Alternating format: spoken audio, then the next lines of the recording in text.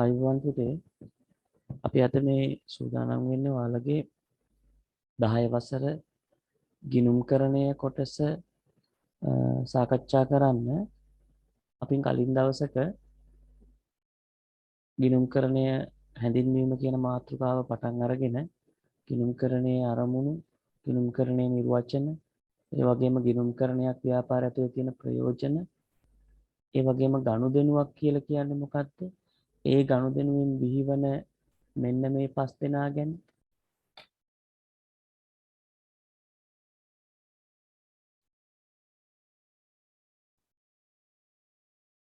ගනුදෙනුවකින් ජනිත වන දෑ කියලා මෙන්න මේ පස් දෙනාව අපි පස් දෙනාගෙන් අපි දැන් කීප දෙනෙක් ඉගෙනගෙන අවසන්. වත්කම්, වගකීම්,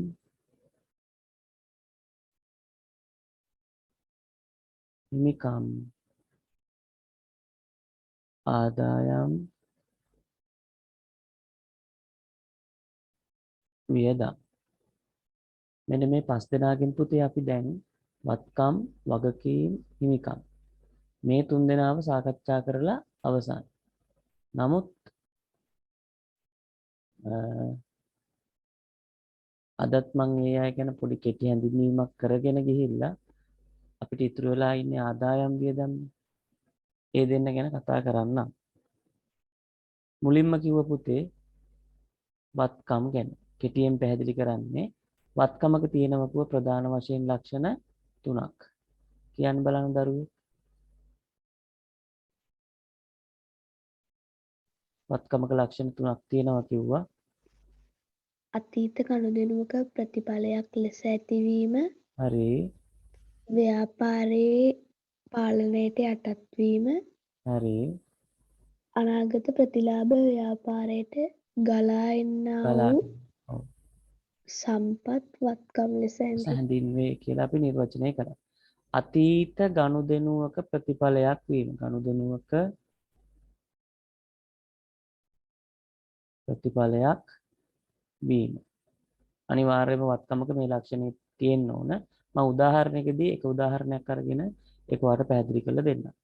අතීත ගනුදෙනුවක ප්‍රතිඵලයක් ලෙස ඇති වෙලා තියෙනවා. එහෙනම් මෙන්න පුතේ ව්‍යාපාරය සතුව දැන් මෙන්න මේ මම මේ ඇඳපු දේ දැන් තියෙනවා ව්‍යාපාරය සතුව. අපි හිතමු මම මේ ඇඳේ ගොඩනැගිල්ලක් කියලා. ගොඩනැගිල්ල කියන්නේ අතීත ගනුදෙනුවක ප්‍රතිඵලයක්. දැන් ව්‍යාපාරය තුල පේන්න තියෙනවා. අනිත් එක තමයි දෙවෙනි කාරණාව ව්‍යාපාරයේ පාලනයට යටත් වීම. මේ ගොඩනැගිල්ල කාටද පාලනය කරන්න පුළුවන්? ව්‍යාපාරයට පාලනය කරන්න පුළුවන්.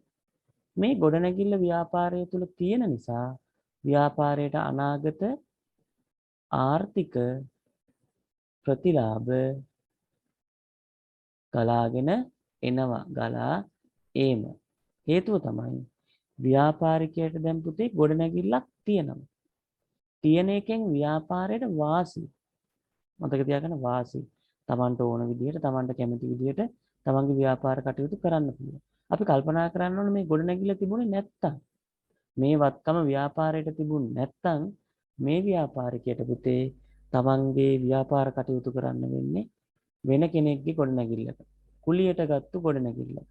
එතකොට අපි කල්පනා කරන්න ඕන කුලියට ගත්තු ගොඩනැගිල්ලයි තමන් සතුව තියෙන ගොඩනැගිල්ලයි අතර වෙනස. එතකොට තමන්ම සතුව ගොඩනැගිල්ලක් තියෙනවා නම් ඒකේ තියෙන වාසි ප්‍රතිලාභ අපි කල්පනා කරන්න ඕන. ඒතර ප්‍රතිලාභ ගලාගෙන එනවා. තමන්ටම කියලා වාහනයක් තියෙනවනම් කොච්චර හොඳයිද? කොච්චර වාසීද? අන්න ඒව තමයි ප්‍රතිලාභ. එහෙනම් මේ වගේ ඕනෑ තරම් වත්කම් ව්‍යාපාරයක් සතුව තියෙනවා. මේ ලක්ෂණ තුනම තියෙන්න ඕන පුතේ වත්කමක් බව හඳුනා ගන්න. ලක්ෂණ තුනම ඕන. ඊට පස්සේ මේ වත්කමේ නිර්වචනය කියලා දුන්නා. නිර්වචනය කරන්න හරිම පහසුයි කිව්වා. මෙන්න මේ වත්කමේ තියෙන ලක්ෂණ 1 2 3 මේ ටික ඡේදයක් විදියට එක දිගටම ලියාගෙන ගිහිල්ලා අන්තිමට කියනවා නම් වැනි සම්පත් වත්කම් ලෙස හැඳින්වේ කියලා හරියටම හරි. ඔන්න නම් නිර්වචනය හොඳට අහගන්න පුතේ. අතීත ගනුදෙනුවක ප්‍රතිඵලයක් ලෙස ඇති වී තිබෙන ව්‍යාපාරයේ පාලනයට යටත් එමගින් ව්‍යාපාරයට අනාගත ආර්ථික ප්‍රතිලාභ ගලාගෙන එන සම්පත් වත්කම් ලෙස හැඳින්වේ. ලක්ෂණ තුනම පාවිච්චි කරලා වත්කමේ නිර්වචනය අපිට හදාගන්න පුළුවන්. ඊට පස්සේ පුතේ මේ වත්කම් නේද? මේ වත්කම් අපි කොටස් දෙකකට බෙදුවා. මොනවද ඒ?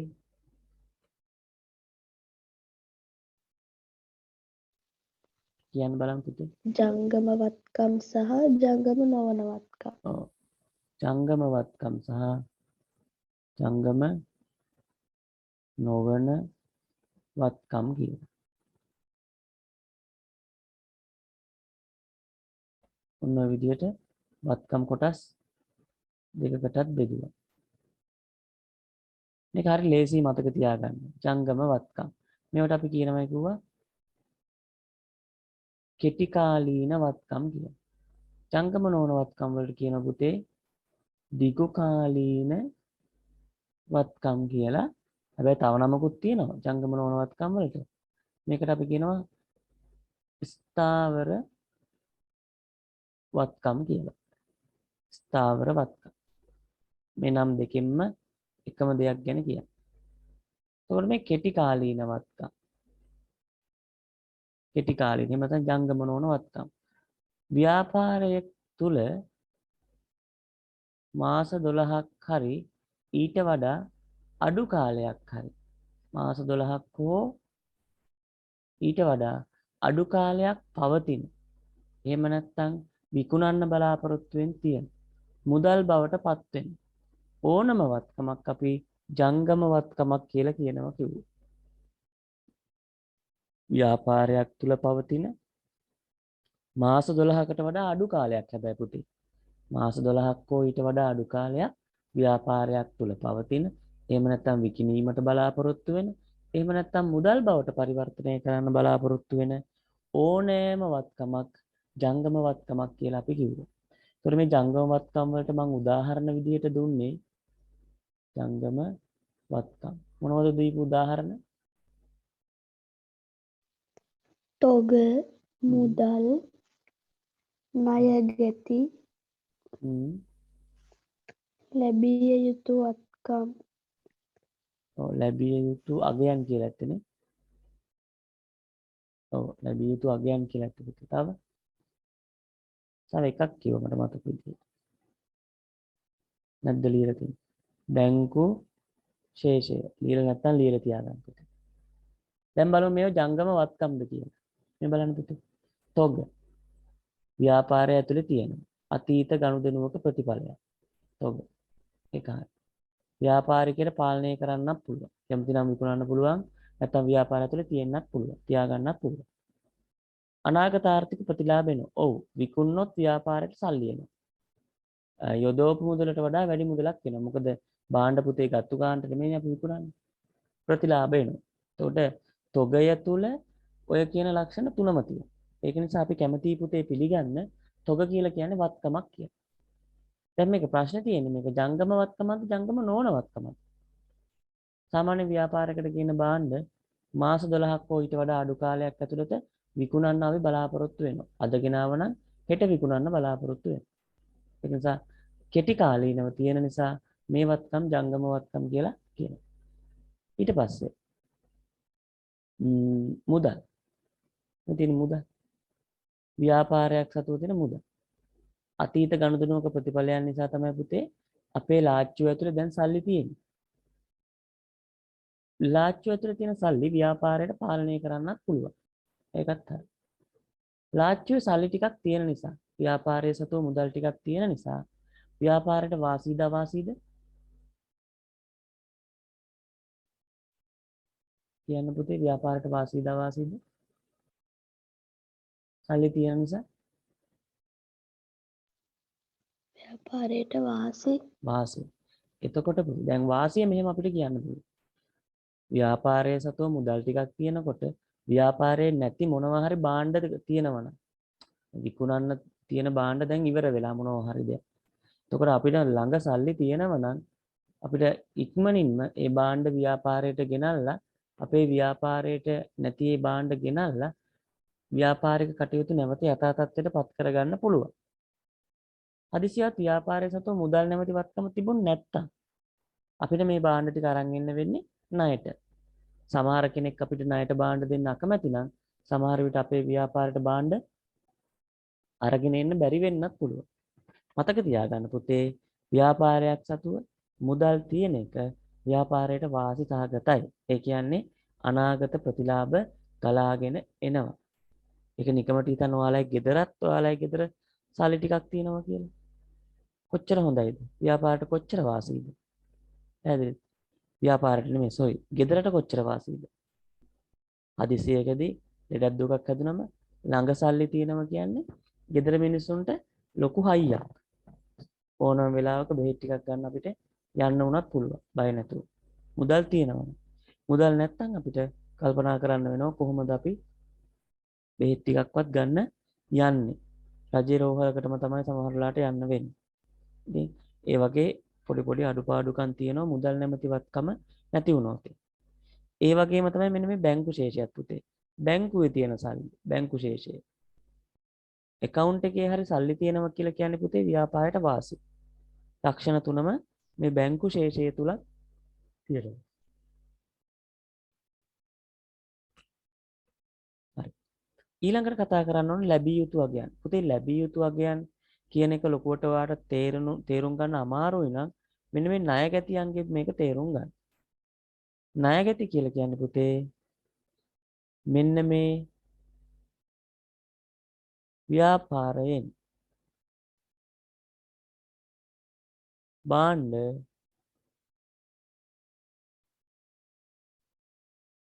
ණයට ගත් අය. අපි ඒගොල්ලන්ට කියනවා ණය ගැති කියලා. පුතේ මේගොල්ලෝ ව්‍යාපාරය සතුව තියෙන භාණ්ඩ අරන් යනවා. හැබැයි මුදල් පස්සේ දෙන්නම් කියනවා. කාටද? ව්‍යාපාරයට.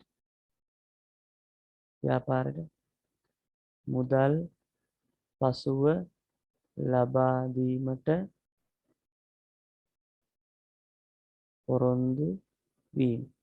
සල්ලි පස්සේ දෙන්නම් කියලා කියනවා. කවුද? ණයගැති.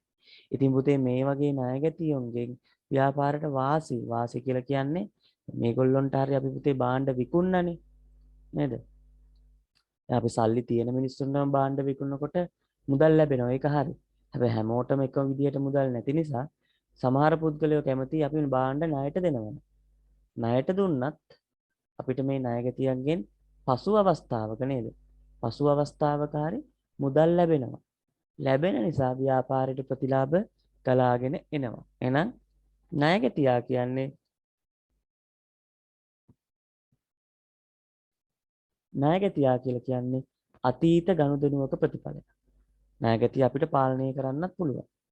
ඒ වගේම මේ ණයගැතියාගෙන් අපිට ප්‍රතිලාභ ගලාගෙනත් එනවා. එහෙනම් ණයගැති කියලා කියන්නේ පුතේ ව්‍යාපාරයට ජංගම වත්කම. ලැබිය යුතු අගයන් කියලා කියන්නේත් මේකම තමයි. ණයගැතියගෙන් අපිට මුදලක් ලැබෙන්න තියෙනවනේ. ඒක ලැබිය යුතුයි. මෙතන මේ ලැබිය යුතු අගයන් කියලා කියන්නේ ණයගැතියෝ හැර වෙන මොනවා හරි ලැබෙන්න තියෙනවා නම් ව්‍යාපාරයට. අපි ඒවට තමයි ලැබිය යුතු අගයන් කියලා කියන්නේ. අපි හිතමු ලැබිය යුතු කොමිස් ආදායම. අපිට කොමිස් එකක් ලැබෙන්න තියෙනවා. අපිට ඒක වත්කමක් කියලා ගන්න පුළුවන්. තේරුණානේ? ඒ වගේ තව තවත් දේවල් තියෙනවා පුතේ. ඒවා ඉදිරියේදී අපි සමීකරණ මාතෘකාව සාකච්ඡා කරද්දී කියලා දෙන්න. ඔන්න එහෙනම් ජංගම වත්කම්. ඊළඟට තියෙනවා ඒක පුතේ ජංගම නොවන වත්කම්. මේකේ ප්‍රතිවිරුද්ධ පැත්තනේ. මාස 12ක් හෝ ඊට වඩා වැඩි කාලයක් ව්‍යාපාරය තුල භාවිතා වෙන. මාස 12ක් හෝ ඊට වඩා මොන කාලයක්ද? වැඩි කාලයක් භාවිතා වෙන වත්කම්. ගොඩනැගිල්ල, ඉඩමක්, මෝටර රථයක් අපි කියනවා ජංගම නොවන වත්කමක් කියලා. මොකද මේවා ව්‍යාපාරය පාවිච්චි කරන්නේ මාස 12ක් හෝ ඊට වඩා වැඩි කාලයක් නිසා. උදාහරණයක් ගොඩනැගිල්ලක් ගමු. ව්‍යාපාරයේ තියෙන තාක්කල් මේ ගොඩනැගිල්ල පාවිච්චි කරන්න ව්‍යාපාරිකයා කැමතියි. අතීත ගනුදෙනුවක ප්‍රතිඵලයක් ව්‍යාපාරයේ පාලනයට යටත් වෙනවා. ඒ වගේම ගොඩනැගිල්ල තියෙන නිසා ව්‍යාපාරයට වාසි. හොඳයි. ඔය විදිහට අපි පුතේ වත්කම් කියන මාතෘකාව කතා කරලා අවසන් කරමු. ඊට පස්සේ අපි කතා කරේ පුතේ මේ වගකීම් නේද? ඔව් සර්. වගකීම්. වගකීමකත් මං කිව්වා පුතේ ලක්ෂණ කීයක් තියෙනවද? 3ක්. කියන්න බලන්න පුතේ වගකීමක තිබුණු ලක්ෂණ මොනවද ලිව්වේ කියලා? අතීත ගනුදෙනුවක ප්‍රතිඵලයක් ලෙස ඇතිවීම, හ්ම්. වර්තමාන බැඳීමක් පැවතීම, හ්ම්. බැඳීම නිරවුල් කිරීම සඳහා ව්‍යාපාරික සම්පත් ගලා යාම. පිටතට ගලා යාම. පිටතට ගලා යාම කියලා දාන්න. හරි. අතීත ගනුදෙනුවක ප්‍රතිඵලයක් ලෙස ඇතිවීම. ගනුදෙනුවක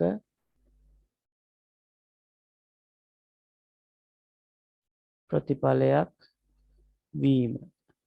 එතකොට මේ ලක්ෂණය වත්කමෙත් තිබුණා.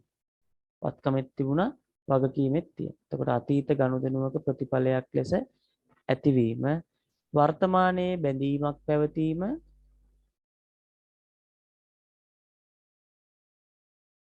එම බැඳීම නිරවුල් කිරීම සඳහා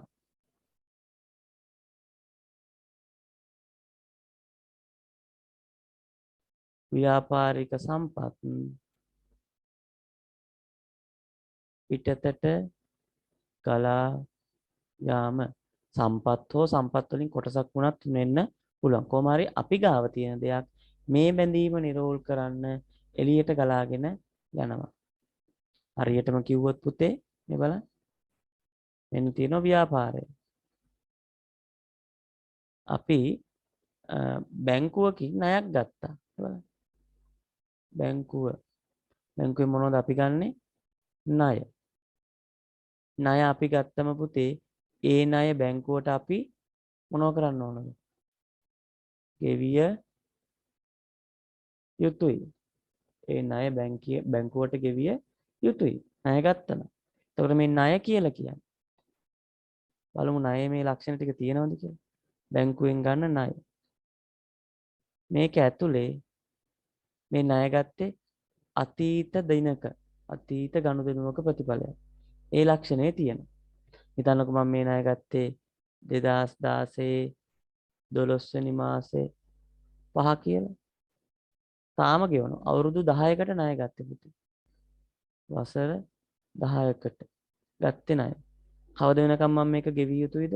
2026 12 වෙනි මාසේ 5 දක්වා ගෙවිය යුතුයි. අපි තාම ඉන්නේ 2022 අවුරුද්දේ. මං එහෙනම් තාම මේ බැංකුවට මේ ණය ගෙවනවා. අතීත ගනුදෙනුවක ප්‍රතිඵලය. ඒ වගේම වර්තමානයේ බැඳීමක්. ඔව් මේ බැඳීම පුතේ 2026 වෙනකන් තියෙනව නේද? එහෙනම් වර්තමානයේ බැඳීමක් පැවතෙනවයි කියන එකත් නිවැරදි. 2026 වෙනකම් මම මේ ණය ගෙවන්න ඕන. මං උපයන දේවල් වලින් තමයි මම මේ ණය ගෙවන්නේ. එතකොට මා සතුව තියෙන දේවල් බැංකු ණය ගෙවීම සඳහා බැංකුවට ලබා දෙන්න ඕන. බැංකුවට ලබා දෙන්න ඕන. සම්පත් පිටතට ගලා යාම. හැම මාසෙම 30000ක් ගෙවනවා කියලා හිතන්නකෝ. එහෙනම් මම පුතේ ලබන මාසෙත් මම උපයන ආදායමෙන් මම උපයන වත්කම් වලින් කොටසක් ඒ කියන්නේ රුපියල් 30000ක් බැංකුවට ගෙවන්න ඕන. එතකොට පුතේ ඔයාට තේරෙන්න ඕන වගකීමක මෙන්න මේ ලක්ෂණ තුනම තියෙන්න ඕන කියලා. අපි තව උදාහරණයක් එතෙන්ටම ගමු. රැකියාව එක පැහැදිලි කරගන්න. අපි පුතේ ව්‍යාපාරයට භාණ්ඩ ගේනවා ණයට.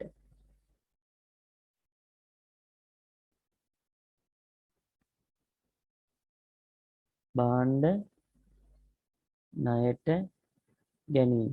ඊතලයේ තියෙන ව්‍යාපාරයේ පැත්තනේ පුතේ. ව්‍යාපාරයට භාණ්ඩ කොහොමද ගන්නෙ? ණයට. එතකොට මේ භාණ්ඩ ණයට ගත්තම ව්‍යාපාරයේ විසින් මෙන්න මේ පුද්ගලයාට ඒ අදාළ වටිනාකම ගෙවිය යුතුයි. ණය ගෙවිය යුතුයි. භාණ්ඩ ණයට ගත්ත නිසා මෙන්න මේ පුද්ගලයාට කියනවා පුතේ අපි කවුරු කියලාද? ණය හිමි කියලා. මෙයාට මුදල අපි ගෙවන්න ඕන. මේක අපේ වගකීමක්. ණය හිමියට මුදල් ගෙවන එක අපේ වගකීමක්. භාණ්ඩ ණයට ගැනීම. භාණ්ඩ ණයට ගැනීම බලන්න. කාගෙන්ද ගත්තේ? ණය හිමියන්ගේ. භාණ්ඩ ණයට ගැනීම.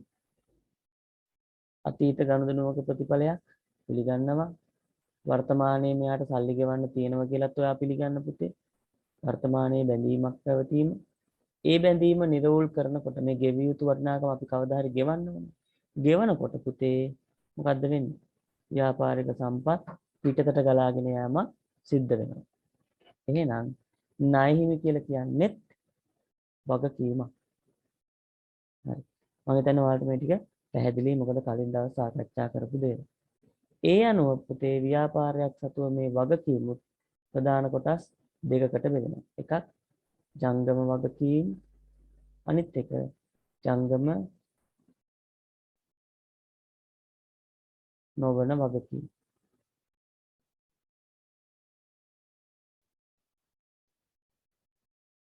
අර වගේමයි පුතේ අමාරු නෑ මතක තියාගන්න.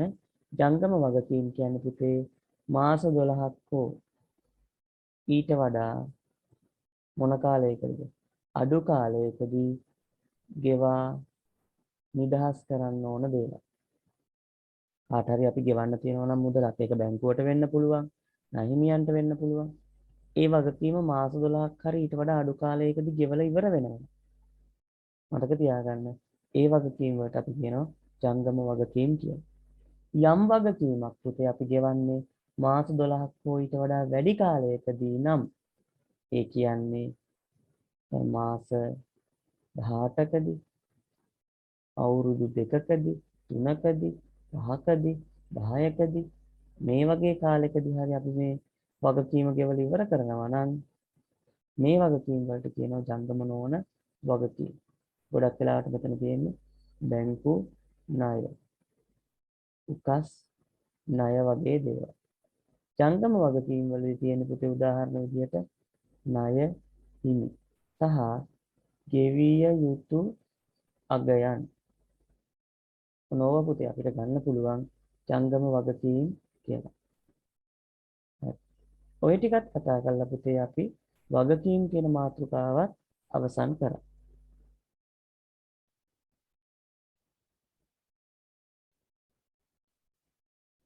මේකේ නෝට් එකක් මම ඔයාලට WhatsApp group එකට දාලා තියන්නම්. ඊට පස්සේ පුතේ අපි කතා කර මාතෘකාව තමයි හිමිකම්. කාටද මතක හිමිකම් කියලා කිව්ව මොකක්ද කියලා?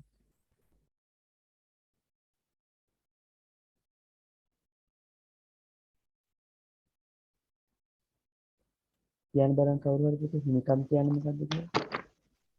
ව්‍යාපාරයක හිමිකරුවන් වෙනුවෙන් පවත්නා වත්කම් ප්‍රමාණය.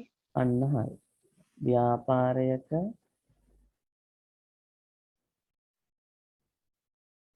හිමිකරුවන් වෙනුවෙන් පවත්නා සම්පත් ප්‍රමාණය හිමිකම ලෙස හඳුන්වේ. ඒක හරි. මේකත් අපි දැනගන්න ඕන නිර්වචනයක් තමයි. මේකෙත් කිසි වරදක් නෑ පුතේ. මේ ලියපු ටිකත් හරි. තවත් නිර්වචනයක් අපිට මෙන්න මෙහෙම හදා ගන්න පුළුවන්. දැන් හිතන්න පුතේ මෙන්න මේ පොඩි කතාව. ව්‍යාපාරිකයෙක් ඉන්නවා. නැත්නම් පුද්ගලයෙක් ඉන්නවා. එයාගේ බලාපොරොත්තුවක් තියෙනවා පුතේ ව්‍යාපාරයක් පටන් ගන්න. හරිද? ව්‍යාපාරයක් පටන් ගන්න බලාපොරොත්තුවක් තියෙනවා. එයා සතුව.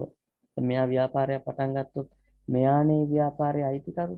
අපි යට කියමු හිමිකරු කියලා. මෙයා සතුව පුතේ රුපියල් ලක්ෂ 8ක් තියෙනවා. ලක්ෂ 8ක් මෙයා ඉතුරු කරගත්තු මුදල් තියෙනවා. මෙයා මේ මුදල යොදවලා ව්‍යාපාරයට ගන්නවා ඉඩමක්. ඉඩම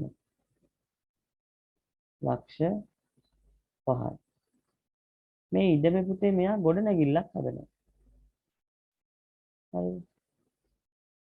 ගොඩනැගිල්ලක් හරි. මේ හදපු ගොඩනැගිල්ල ලක්ෂ 3ක්. දැන් ඔයාලට තේරෙනවද පුතේ ව්‍යාපාරය සතුව තියෙනවා ගොඩනැගිල්ල. ගොඩනැගිලි වත්කම. කීයද? ලක්ෂ 3යි. ඉඩමකුත් තියෙනවා දැන් ව්‍යාපාරයට. ඉඩමත් වත්කමක් නේ ජංගම නොවනනේ. ඉඩම් වත්කම තියෙනවා ලක්ෂ 5ක්. දැන් ව්‍යාපාරයේ සතු ඔක්කොම ලක්ෂ 8ක වත්කම් තියෙනවා. ඒ ලක්ෂ 8ම යොදවල තියෙන අයිතිකම්. හැබැයි මේ ව්‍යාපාරේ විකුණන්න පුතේ භාණ්ඩ නැහැ. මේ ව්‍යාපාරයට ගේනව පුතේ මෙන්න බලන්න. කීයකද? ලක්ෂ 2ක භාණ්ඩ. එහෙම නැත්නම් තොග. ලක්ෂ 2ක තොග කියන්නේ. මේ ලක්ෂ 2ක තොග කියන්න ගේන්න අයිතිකරු ගාව සල්ලි තියනවද? නැහැ. ඒකට මේ තොග ටික ගෙනාවේ මෙන්න මේ ක්‍රමයට. බැංකුවෙන් ගත්ත ණය. බැංකු ණය. කීයද? ලක්ෂ 2ක බැංකු ණයක් ගත්තා. කවුරුත් දන්නවා පුතේ දැන් බැංකුවෙන් ගත්තු ණය ව්‍යාපාරයට වගකීමක් බව.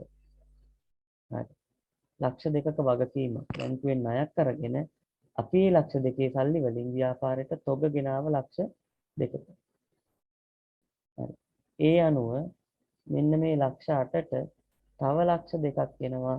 දැන් පුතේ ඔක්කොම ලක්ෂ 10යි. මේ ලක්ෂ 2 තමයි මොනවත්කමද? තොගවත්කම.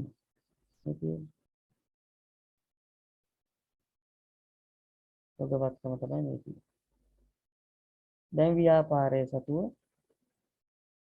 මුළු වත්කම් කොච්චර තියෙනවද? ලක්ෂ 10ක් තියෙනවා. එතකොට පුතේ මේ මුළු වත්කම් ලක්ෂ 10. හැදිලා තියෙන්නේ කොහොමද? හිමිකරු ලක්ෂ 8ක් දුන්නා. බැංකු ණය ලක්ෂ කීයක්ද? 2ක් ගත්තා. ඒ ලක්ෂ 2 ගෙවන්න තියෙන එකක් නේ. ඒ නිසා ඒක වගකීමක්. මේ තමයි හිමිකරු යොදව ප්‍රමාණය. නිකමට හිතන්න පුතේ ඔයා අයිතිකරුගේ ප්‍රමාණය දන්නේ නැත්තම් මෙන්න මේ ලක්ෂ 8 ගැන ඔයාට අදහසක් තිබුණ නැත්තම් මෙයා දන්නේ නැත්තම් මම ඔයාට දෙනවා ව්‍යාපාරයේ සතුව තියෙන මුළු වත්කම් වගකීම් ටික දෙනවා. ඔයාට මං කිව්වොත් හිමිකම කොච්චරද කියලා හොයන්න කියලා ඔයාට පුතේ ඉතා ඉක්මනින් හොයාගන්න පුළුවන්. කොහොමද? ව්‍යාපාරයේ සතුව වත්කම් තියෙනවා ලක්ෂ 8ක්. මේ වත්කම් කොහොමද හැදුනේ? අයිතිකරු යොදවපු මුදල් ටික සහ බාහිරින් ගත්තු ණය. ඒ කියන්නේ වගකීම්. මේ දෙකේම එකතුවක්. හිමිකම ඔයා දන්නේ නැහැ. හැබැයි ඔයා දන්නවා වගකීම ලක්ෂ 2යි කියලා. එහෙනම් පුතේ අපිට හිමිකම හොයන්න පුළුවන්. සාමාන්‍ය ගණිතයේදී අපිට පුළුවන් හිමිකම කියන එක උක්ත කරන්න. නේද? දැන් උදාහරණයක් මෙන්න මෙහෙම සමීකරණයක් තියෙනවනේ. mx ගාන c. මේකේ x උක්ත කරන්න පුළුවන්, m උක්ත කරන්න පුළුවන්, c උක්ත කරන්න පුළුවන්. මේ ඕනම දෙයක් ඔයා දන්නව පුතේ උක්ත කරන්න. ඉතින්කමට හිතමු මේ x උක්ත කරනවා කියලා. x උක්ත කරන්න නම් අපිට මේ c ඉතින් ඉවත් කරන්න ඕන. y ඍණ c mx ධන c ඍණ c. මෙතන ඍණ c තියෙනවා. මෙතන ඍණ c තියෙනවා. ධන c ට ඍණ c කැපෙනවා. ඒකට ඉතුරු වෙන්නේ y ඍණ c සමානයි mx. x උත්ත කරගන්න නම් m ඉවත් කරන්න ඕන. එහෙනම් මේ පැත්තත් m වලින් බෙදෙනවා. මේ පැත්තත් m වලින් බෙදෙනවා. මේ m ට මේ m කැපෙනවා. x සමානයි y ඍණ c බෙදීම m. ඔන්න පුතේ x උත්ත කරාම තියෙන විදිය. මම හිතන්නේ මේක ඔයාලා ගණිතෙදී ප්‍රස්ථාර සමීකරණය මේක ඔයා ඉගෙනගෙන තියෙනවා. ඊටත් වඩා පහසු සමීකරණයක් තමයි කොමර්ස් වල තියෙන්නේ. නේද පුතේ? එහෙනම් වත්කම් සමානයි හිමිකම් දන වගකීම්. මෙයාව මෙතනින් අයින් කරා නම් අපි මෙයා අයින් කරන්න පුතේ මෙතෙන්ට ඍණ වගකීම් මේ පැත්තටත් ඍණ වගකීම්. එහෙනම් සමීකරණය වත්කම් ඍණ වගකීම් සමානයි හිමිකම්. බලමු. වත්කම් 10ක් තිබුණා වගකීම් 2ක් තිබුණා උත්තරේ කීයද 8යි. මේ අනුව පුතේ අපිට හිමිකමට නිර්වචනයක් හදා ගන්න පුළුවන් නේද? නිර්වචනයක් හදා ගන්න පුළුවන්. බලමු නිර්වචනය. මෙන්න මේ වත්කම් ගැන කියනවා. ව්‍යාපාරයක් සතුව පවතින සමස්ත වත්කම් වලින් එහෙම නැත්නම් මුළු වත්කම් වලින් මේ වගකීම්නේ බාහිරට ගෙවන්න තියෙන දේවල් නේ පුතේ. වගකීම් කියන්නේ මුළු වත්කම් වලින් සියලුම බාහිර වගකීම් ඉවත් කළ පසු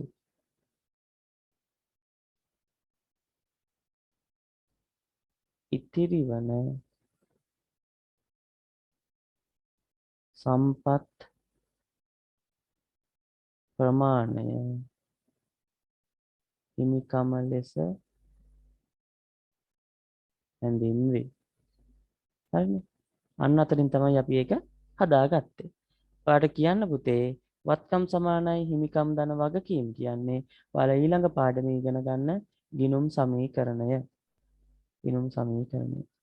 ඒකත් ඔයා මතක තියාගන්න. එහෙනම් පුතේ අපිට නිර්වචනයක් හදා ගන්න පුළුවන් වුණා මෙන්න මේ විදිහට. හිමිකමට ව්‍යාපාරයක් සතුව පවත්නා සමස්ත වත්කම් වලින් සියලුම බාහිර වගකීම් ඉවත් කළ පසු ඉතිරි වන ප්‍රමාණය හිමිකම ලෙස හැඳින්වේ. තවත් නිර්වචනයක් අපි මෙතනත් ලියමු. ව්‍යාපාරයක අයිතිකරුවන් වෙනුවෙන් පවත්නා සම්පත් ප්‍රමාණය මොකක් කියලාද කියන්නේ? හිමිකම ලෙස හැඳින්වේ.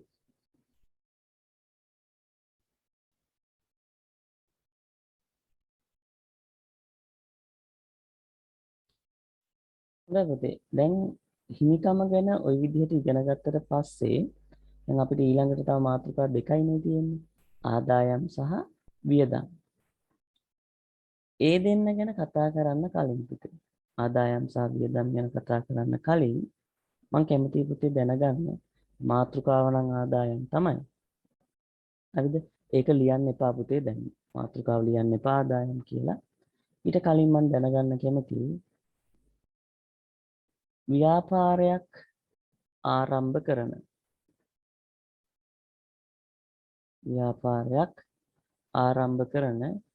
ව්‍යාපාරයක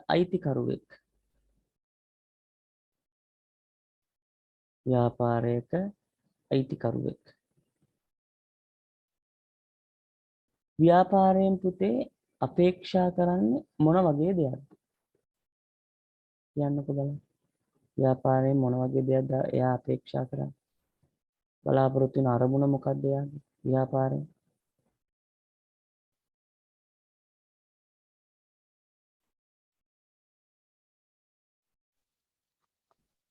ව්‍යාපාරයේ දියුණුව.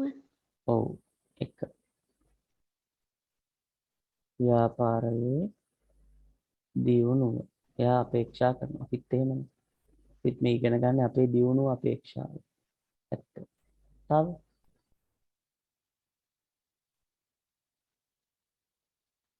දියුණු වෙනවා කියලා දැනගන්න පුළුවන් මේකනේ. තව අරමුණක් තමයි අර ව්‍යාපාරයේ පොදු අරමුණු දෙකක් තියෙනවා කියලා වාට ඉගෙනනවා නේද? ලාභ ඉපැයීම. අන්න හරි. ලාභ ඉපයීම. එතකොට ඒක එකක්. එතකොට මේ ව්‍යාපාරයේ දියුණුවට මොකද්ද මං කිව්වේ? ලාභ ඉපයීමයි ව්‍යාපාරයේ අනාගත වර්ධනයයි කියලා වාට මතකද මං කිව්වා?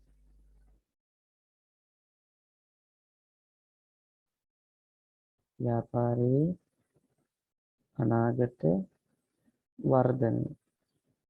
මෙන්න මේ කාරණා දෙකම ව්‍යාපාරයක අයිතිකරුවෙක් අරමුණු විදිහට ව්‍යාපාරයෙන් බලාපොරොත්තු වෙනවා. මේක දියුණුවක්. ඒක ඇත්තටම මුදල් දියුණුවක් වෙන්න පුළුවන්, භෞතික දියුණුවක් වෙන්න පුළුවන් ඕනම දෙයක්. හැබැයි මේ ලාභ ඉපීම කියනකොට මුදලින් ලැබෙන ප්‍රතිලාභ තමයි මෙතනදී කතා කරන්නේ. මුදලින් ලැබෙන දියුණුව තමයි මෙතනදී අපි කතා කරන්නේ. ලාභ ඉපීම. හරිද? ඔයා දන්නවද ව්‍යාපාරයක ලාභය හොයන්නේ කොහොමද කියන්නේ? ලාභයි කියලා කියන්නේ කොහොමද? කියන්න බලන්න පුතේ. තමන්ට ලැබෙන ආදායමෙන් ඔව්. වියදම අඩු කරාට පස්සේ ලැබෙන ඉතිරියට අපිට කියන්න පුළුවන් ලාභය කියලානේ. Tamanට පුතාලේ කියපු විදිහටම කියන්න. Tamanට ලැබෙන ආදායමෙන් Taman කරන වියදම අඩු කරාට පස්සේ තමාට තියෙන ලාභයනේ. තමාගේ ලාභය. අපිට කියන්න පුළුවන් පුතේ මොකක් කියලාද? ලාභය කිය. තමන්ගේ ලාභය. තමන් කරපු වැඩෙන් තමන්ට තියෙන වාසිය අවාසිය නේ. අපිට ඉතින් වාසී නම් කියන්න පුළුවන් ලාභයි කියලා. අවාසී නම් කියන්න පුළුවන් අලාභයි කියලා. ඒක ඕනම දරුවෙකුට තේරෙනවනේ. ඒතකොට කොහොමද මේක ව්‍යාපාරයේ පැත්තට ගන්නේ? හරිම ලේසි. තමා කියන වචන ටික අයින් කරා නම් ව්‍යාපාරය තමයි එන්නේ. කොහොමද? ව්‍යාපාරයේ ලාභය සමානයි තමන්ට ලැබෙන ආදායම නෙමෙයි කාටද? ව්‍යාපාරයටනේ. ව්‍යාපාරයට ලැබෙන ආදායම අඩු කිරීම ව්‍යාපාරික වියදම. අපිට කියන්න පුළුවන් ලාභය අලාභය කියලා. දැන් මේ ලාභය අලාභය නිසා නේද? ලාභය අලාභය නිසා හිමිකරුගේ හිමිකමට මොකක් වෙනව ඇද්ද? හරි. එහෙම අහන්නත් කලින් මෙහෙම කියන්නම්කෝ. ව්‍යාපාරයක ලාභ බලාපොරොත්තු වෙන්නේ කවුද? අයිතිකරුවා. ඔව්. ලාභ බලාපොරොත්තු වීම. කවුද බලාපොරොත්තු වෙන්නේ? අයිතිකරු. අයිතිකරුට පුතේ ව්‍යාපාරයෙන් ලාභ ලැබෙනකොට අයිතිකරුවේ ලාභයට මොකද්ද කරන්නේ?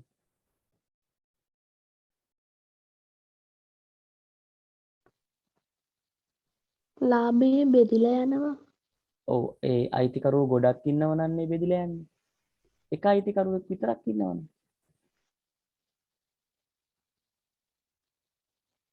ඒ ලාභයට මොකක් කරනවද?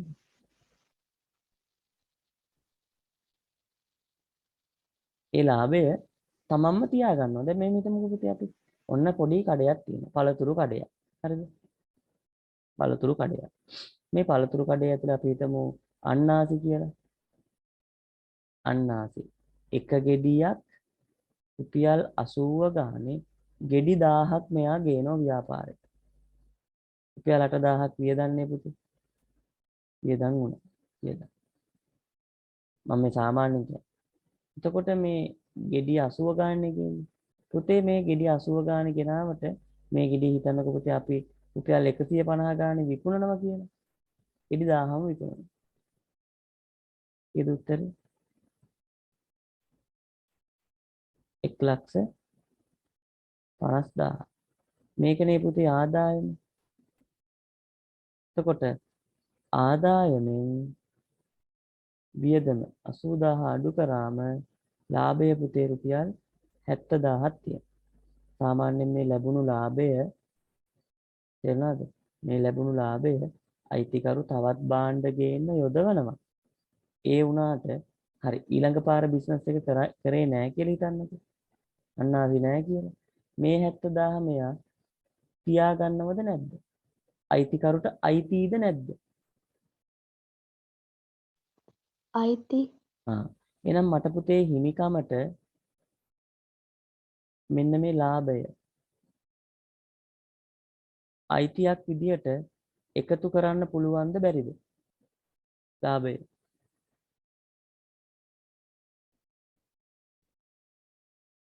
එකතු කරන්න පුළුවන් බැරිද කියන්නේ?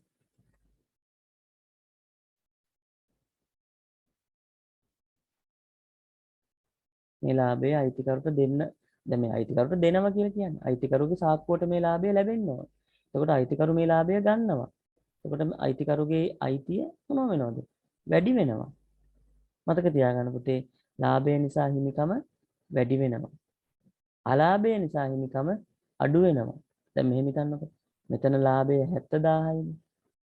අපි ගමු මෙතන හිමිකම අයිතිකරුගේ අයිතිය ලක්ෂ 2ක් තිබුණා. එතකොට මේ ලක්ෂ 2 එකතු වෙනවනේ පුතේ. ලක්ෂ 2ට මේ 70000 එකතු වෙනවා. එකතු වුණාම අයිතිකරුගේ අයිතිය 2,70,000යි. මම හිතනවා ඔයාලට තේරෙනවා ඇති. අපි හිතමු පුතේ මෙතන ලාභය 70000 නෙමෙයි ඍණ 20000යි කියලා. ඍණ 20000යි කියන්නේ මොකක්ද?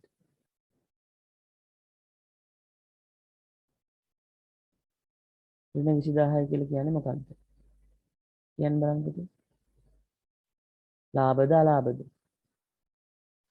අලාභයි. මේක අලාභය. අලාභය ගිහිල්ලා පුතේ ලක්ෂ 2කට එකතු කරනවා. බලමු එකතු කරලා. ඔන්න තියෙනවා ලක්ෂ 2 එකතු කරා. මම මෙහෙම ලියනවට වඩා මෙහෙම ලියුවොත් ඔයාලට ඔක තේරෙනවා. එකතු කළා අලාභය කියන්නේ කීයද පුතේ? ඍණ 20000යි. අලාභය වුණත් එකතු කරන්න පුළුවන් බව මතක තියාගන්න. හැබැයි අලාභය කියන්නේ ඍණ වටිනාකමක් නිසා මොකද්ද වෙන්නේ? ධනයි ඍණයි ඍණම තමයි. ඍණ. ලක්ෂ 2කින් 20000 මොකක් වෙනවද? අඩු වෙනවා. අඩු කර. උත්තරේ අයිතිකරුගේ අයිතිය 1,80,000. හරි. මට මේකෙන් කියන්න ඕනකම තිබුණේ පුතේ ලොකු දෙයක් නෙමෙයි. අයිතිකරුගේ අයිතියට මෙන්න මේ හිමිකමට මෙන්න මේ ලාභය එකතු වෙන බව ඔයා තේරුම් ගන්න. ලාභය හෙව්වේ ආදායමින් මොකක්ද අඩු කරේ? වියදම. එතකොට මට තව දෙයක් කියලා දෙන්න ඕන. දැන් හිමිකමට ලාභය එකතු කරනවා නම් මම මෙන්න මේ ලියන දේත් හරිද වැරදිද කියලා චුට්ටක් බලන්න පුතේ. මෙන්න තියෙනවා හිමිකම්. මේකට මම ආදායම් එකතු කරනවා. මේ හිමිකමෙන් මම වියදම අඩු කරනවා. උඩින් ලිව්ව කාරණාවට පල්ලෙහාන් ලිව්ව කාරණාව සමානයිද නැද්ද? උඩින් ලිව්වේ පුතේ හිමිකමට ලාභය එකතු කරනවා කියලානේ. පල්ලෙහාන් ලිව්වේ පුතේ හිමිකමට ආදායම එකතු කරලා වියදම අඩු කරනවා කියලා. මොකද කියන්නේ? කියපු කාරණාව හරිද වැරදිද? හරි සර්. හරි. හේතුව තමයි මෙන්න මෙතන මම මේ 70000 ගත්තේ පුතේ ලාභයෙන්. අයිතිකරුගේ හිමිකම ලක්ෂ 2ක් තිබුණා. ඒකට පුතේ මම ඔයාලට කලින්ම උදාහරණේ ආදායම අන්නාසි විකුණලා ආදායම 1,50,000යි කියලා කිව්වා. වියදම 80,000යි කියලා කිව්වා. මේ බලන්නකෝ. හිමිකම ලක්ෂ 2ක් තිබුණා.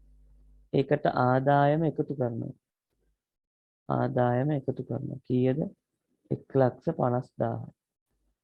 එකතු කරාම 3,50,000ක් හැදුණා. ඒකෙන් අඩු කරන්න කියනවලු මම මොකද්ද? වියදම. කීයක්ද? වියදම තිබුණේ අපිට 80,000යි. මේ 80,000 අඩු කරාට පස්සේ 2,70,000ක් එනවා. එතකොට පුතේ මෙතන ලැබුණු 2,70,000යි මෙතන ලැබුණු 2,70,000යි උත්තර දෙකම සමානයි නේද? ඒ අනුව පුතේ හිමිකමට ලාභය එකතු කරත් අපි හිමිකමට ලාභය එකතු කරත් හිමිකමට ආදායම එකතු කරලා වියදම අඩු කරත් ලැබෙන පිළිතුර දෙකෙන්ම සමානයි. එහෙනම් පුතේ තේරුම් ගන්න අයිතිකරුගේ හිමිකම වෙනස් වෙන සාධක දැන් දෙකක් අපි ඉගෙන ගත්තා. එකක් මොකද්ද? ආදායම. මම මෙතන ලියන්නම්කෝ. හිමිකම වෙනස් වන සාධක. 1. ආදායම. කවුරුත් දරුවෝ පිළිගන්න ඕන ආදායම නිසා හිමිකම වැඩි වෙන බව. ඒකනේ ධන ලකුණක් දාලා තියෙන්නේ. වැඩි වෙන්න හරි අඩු වෙන්න හරි ඔය අඩු වැඩි වෙන දෙකෙන්ම වෙන්නේ පුතේ හිමිකම වෙනස් වෙන එකනේ. කමක් නෑ. දෙවණියට කිව්ව පුතේ වියදම කියලා. වියදම නිසා හිමිකම අඩු වෙනවා. අඩු වෙනවා කියන්නේ ඒකත් වෙනස් වීමක්ම තමයි. එහෙනම් පුතේ හිමිකම වෙනස් වෙන සාධක ඔන්න දෙකක් කිව්වා. හරිද? තව ඉන්නවා. කොහොම ඉන්නකෝ? තව ඉන්නවා. හිමිකම වෙනස් වෙනවා පුතේ.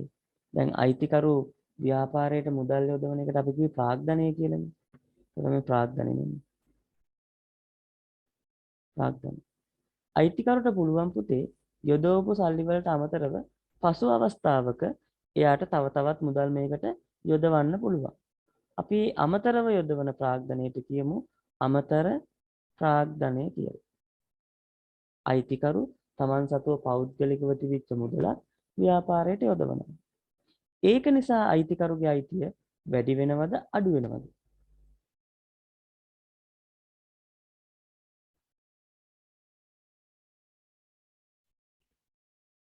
අයිතිකරුගේ අයිතිය වැඩි වෙනවද අඩු වෙනවද?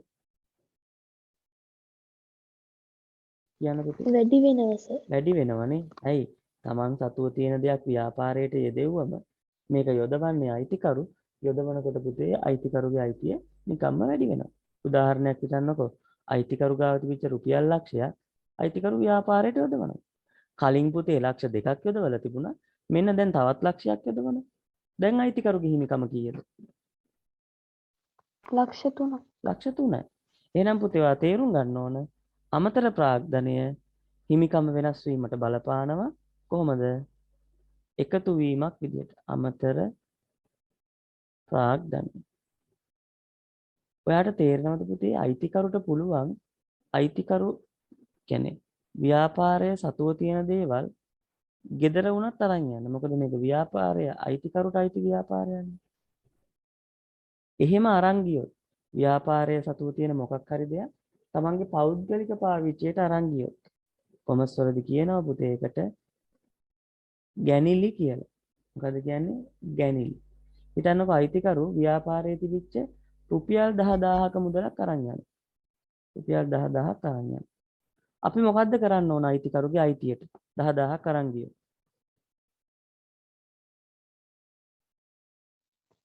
අයිතිකරුගේ හිමිකම අඩු වෙනවා. අන්න හරි. අයිතිකරුගේ අයිතිය අපි මේකෙන් අඩු කරන්න ඕන. එහෙනම් පුතේ ගැනිලි කියලා කියන්නේ අයිතිකරු පෞද්ගලික ප්‍රයෝජනයට අරන් යන දේවල් වලට මේ ගැනිලි කියලා කියන්නේ. ගැනිලි කියලා කියන්නේ හිමිකම අඩු වෙන්න බලපාන දෙයක්. අඩු වෙන්න බලපාන දෙයක්. ඒ අනුව පුතේ ඔයාට මං හදලා දුන්නා හිමිකම වෙනස් වෙන සාධක කීයක්ද? 4ක්ම. හිමිකම වෙනස් වෙන සාධක 4ක් කිව්වා. මේ බලන්න. අමතර ආදායම්, වියදම්, අමතර ආදායම් නෙමෙයි. ආදායම්, වියදම්, අමතර ප්‍රාග්ධනය සහ ගැනිලි. දැන් මතක් කරගන්න පුතේ. ආදායම නිසා හිමිකම වැඩි වෙනවා. වියදම නිසා හිමිකම වැඩි වෙනවා. වැඩි නෙමෙයි. අඩු වෙනවා. අඩු වෙනවා. වියදම අඩු වෙනවා. මේ හිමිකම අඩු වෙනවා. අමතර ප්‍රාග්ධනය යෙදවීම නිසා හිමිකම වැඩි වෙනවා. අයිතිකරු පෞද්ගලික ප්‍රයෝජනයට දේවල් අරන් යාම නිසා අයිතිකරුගේ අයිතිය අඩු වෙනවා. එහෙනම් පුතේ හිමිකම වෙනස් වෙන සාධක ඔක්කොම කීයක් තියෙනවද? 4ක් තියෙනවා. මේකෙන් දෙකක් හිමිකම වැඩි වෙන්න බලපානවා. ඉතුරු දෙක හිමිකම අඩු වෙන්න බලපාන සාධක දෙකක්. හොඳයි. එහෙනම් පුතේ ඔතෙන්ට අපි සටහන ලියා ගමු. මෙන්න මෙහෙම. මාතෘකාව මං කිව්වා ලියන්න එපා කියලා ආදායම් කියලා. ඊට කලින් මෙන්න මෙහෙම ලියන්න.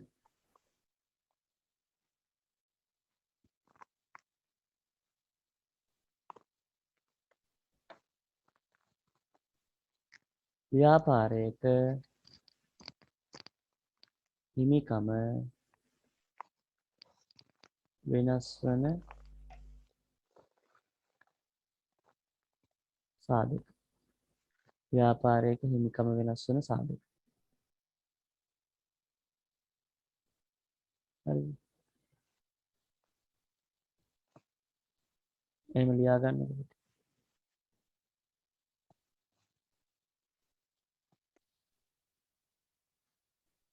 එහෙම ලියන්න. ව්‍යාපාරයක උපයන ලාභය නිසා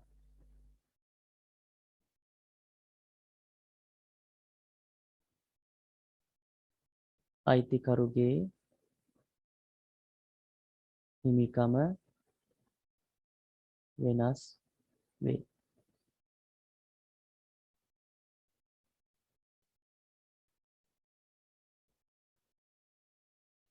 ලාභය සමානයි ආදායම ඍණ වියදම. ආදායම 1,50,000යි වියදම 80,000යි. එහෙනම් ලාභය 70,000යි. මේ 70,000 හිමිකමට එකතු කරනවා.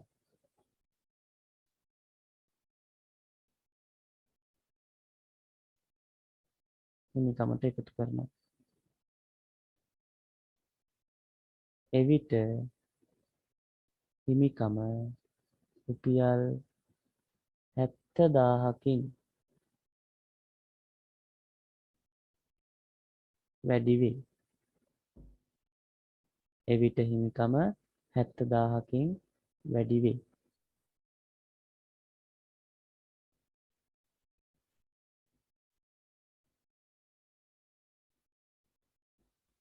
හරි. පුතේ ලියාගෙන ඉවර වෙන විදිහට මට මැසේජ් එකක් දාන්න.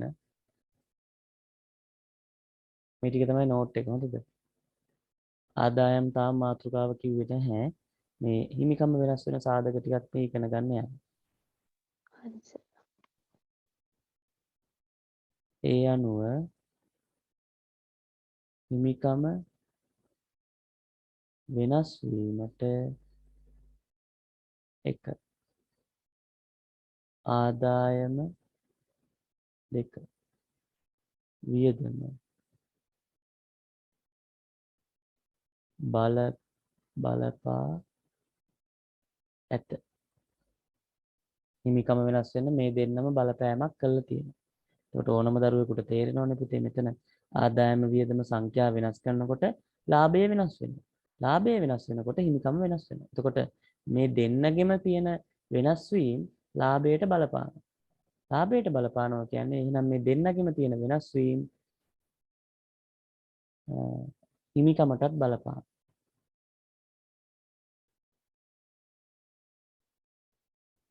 එහෙනම් මෙන්න මේ හිමිකමට ආදායම බලපාන්නේ ධන විදියට,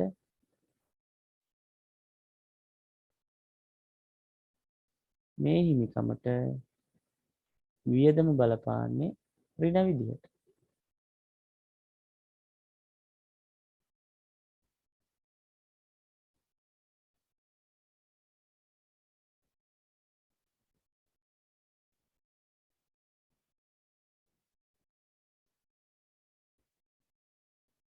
හරි.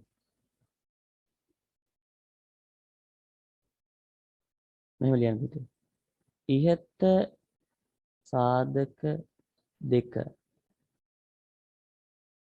හැරුණුකොට හිමිකම වෙනස් වීම කෙරෙහි පහත සාධකයන්ද බලපෑම් කරයි.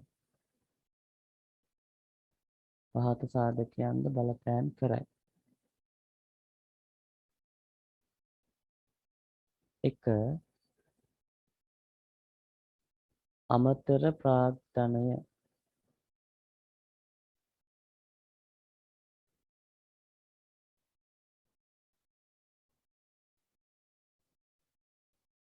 ව්‍යාපාරිකයා මුලින් යෙද වූ ප්‍රාග්ධනයට අතිරේකව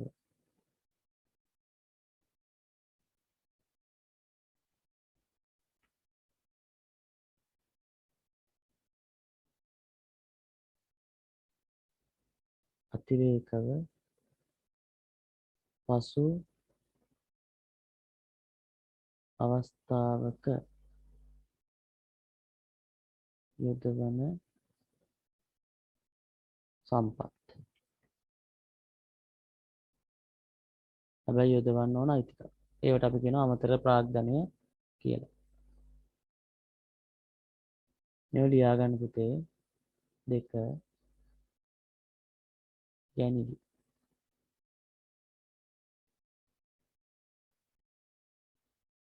ව්‍යාපාරිකයා තම ව්‍යාපාරයේ පවත්නා සම්පත්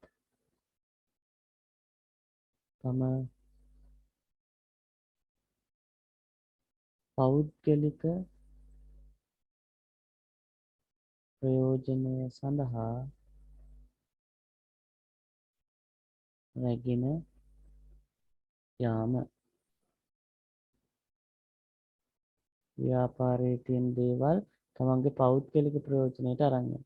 අපි මේවට කියනවා ගැනිලි කියලා. ගොඩක් වෙලාවට අයිතිකරු අරන් යන්නේ මුදල්. ඒක නිසා අපි ඒවට කියනවා මුදල් ගැනිලි. මොනවා අරන් ගියොත්ද? මුදල් රැගෙන යාම. තව තියෙනවා පුතේ භාණ්ඩ ගැනිලි කියලා. භාණ්ඩ රැගෙන යාම. ওই දෙක තමයි ප්‍රධාන වශයෙන් තියෙන්නේ. ලියා ගන්න පුතේ.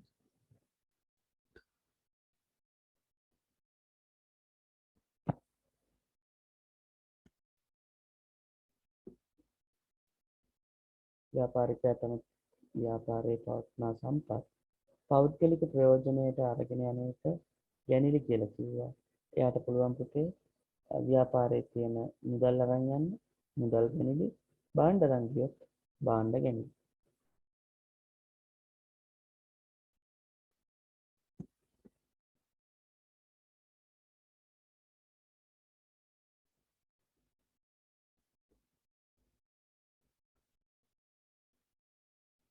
ඔයාලා ලියාගත්තද පුතේ? කියන්න බලන්න. පොඩ්ඩක් ඉන්න අන්තිම ටික යන්න.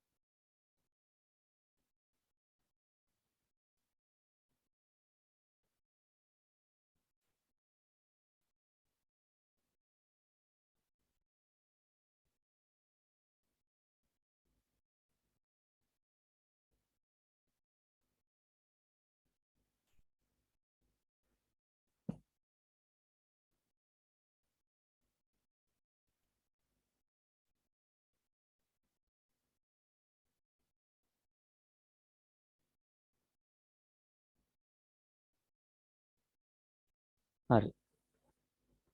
ලියාගන්න අවසන්. ඒ විදිහට බැලුවම පුතේ අපිට මෙන්න මෙහෙම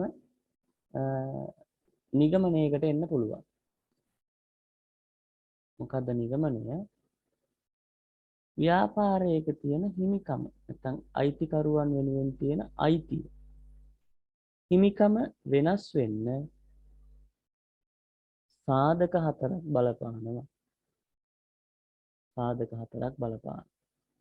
එකක් තමයි එතනින් උඩින්ම ලියමු. අමතර ප්‍රාග්ධනය. එහෙම නැත්නම් අපි ඒකට කියනවා අමතර හිමිකම කියලා. අමතර ප්‍රාග්ධනයේ යෙදවීම නිසා අයිතිකරුගේ අයිතිය වැඩි වෙන බව දැන් ඔයා දන්නවා.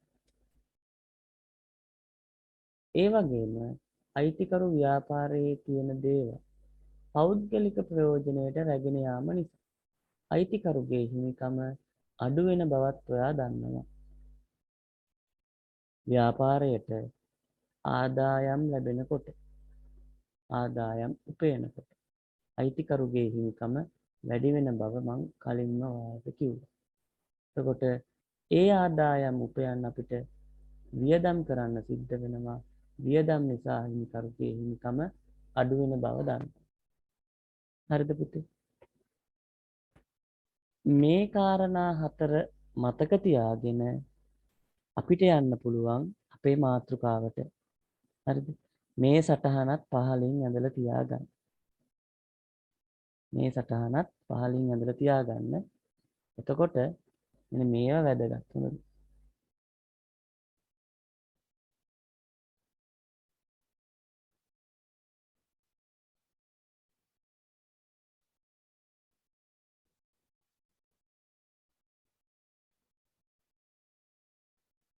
මේ ටික වැදගත්.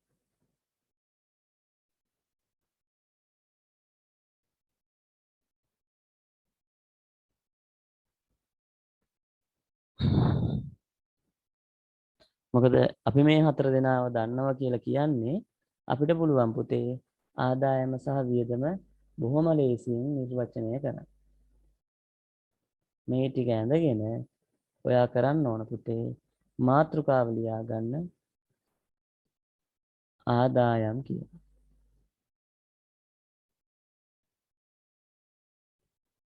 මේක ඇඳගත්තට පස්සේ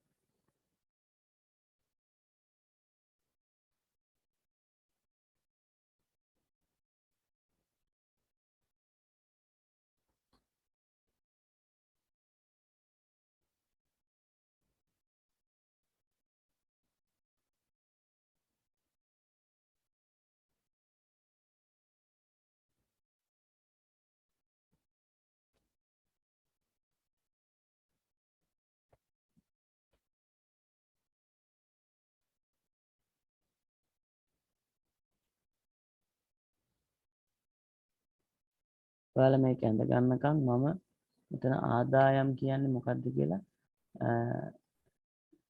ලියන්න.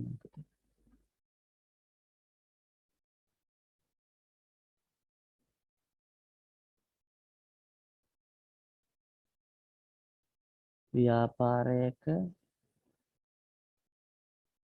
එදිනෙදා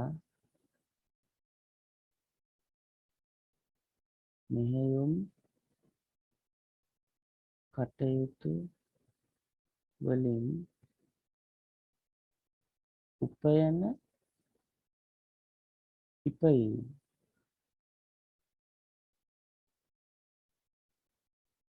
ආදායම් ලෙස හැඳින්වේ. උපයන ඉපයීම්. හැබැයි මේ ආදායම් මේක නිර්වචනයක් තමයි පුතේ ආදායම් ගැන. ඔයා මේක මතක තියාගන්න ඕන නෑ. ඔයාගේ අච්චුපතේ තියෙන නිර්වචනය මීට වඩා වෙනස්. ඔයාලට ඕනම් පෙළපොත හරවල බලන්න පුළුවන් ආදායම් කියලා තියෙන මොකක්ද කියලා.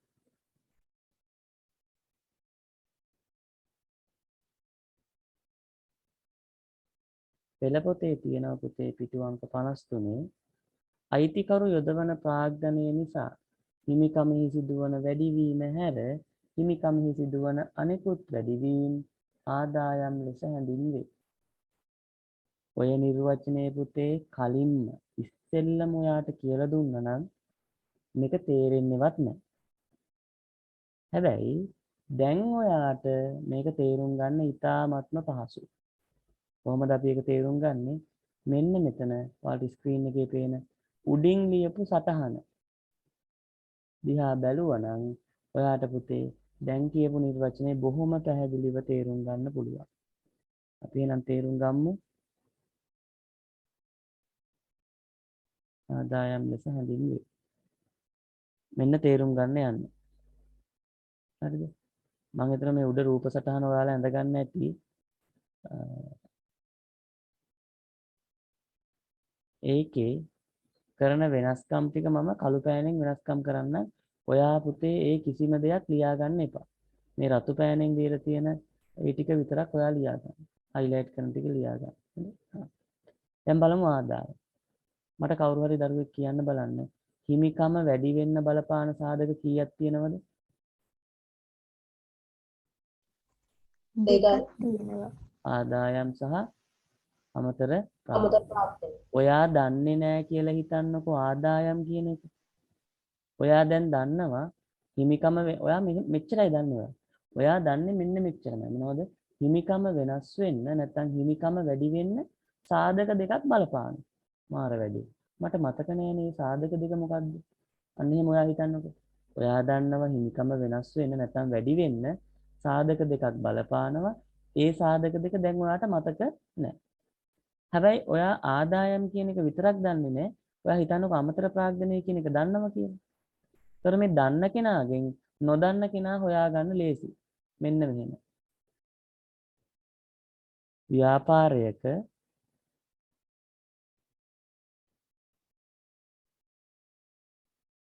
අයිතිකරු යොදවන ප්‍රාග්ධනය නේ යොදවන ප්‍රාග්ධනය නැත්නම් මේ අමතර ප්‍රාග්ධනය. මට කියන්න පුතේ අයිතිකරු යොදවන ප්‍රාග්ධනය නිසා හිමිකම වැඩි වෙනවද අඩු වෙනවද?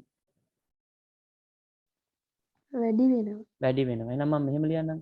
ව්‍යාපාරයක අයිතිකරු යොදවන ප්‍රාග්ධනය නිසා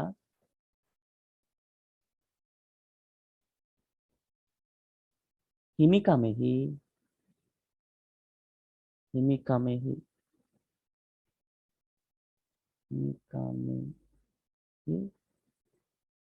සිදුවන වැඩිවීම.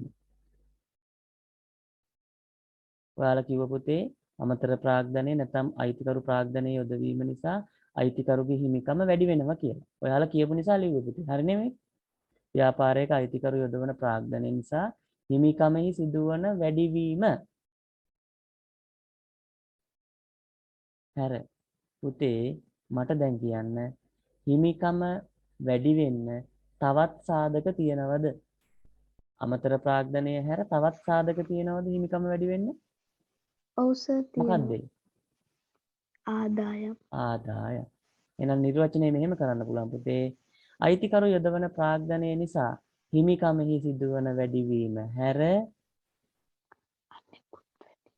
අනෙකුත් වැඩිවීම. මොකක් කියලාද කියන්නේ? අනෙකුත් වැඩිවීම. මොකද්ද?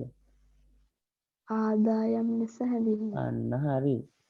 ආදායම් ලෙස හැඳින්වේ. ගයාෂි මොකද හිතන්නේ? කලින්ම මේ නිර්වචනය කියලා දීලා තේරුම් ගන්න කිව්වොත් තේරුම් ගන්න පුළුවන්ද? බෑ සර්. බෑනේ. ඒක නිසා තමයි ඉස්සෙල්ලම පුතේ හිමිකම වෙනස් වෙන සාධක ටිකක් කිව්වේ. එතකොට එහෙම සාධක ටික ගැන කතා කරන්න ඔයාගේ පෙළ පොතේ නැහැ. නමුත් මේ ටික දැනගත්තම හරිම ලේසි. දැන් ඕනම ළමයෙකුට පුතේ මේ රූප සටහන බලාගෙන වියදම කියන්න පුළුවන් නේද?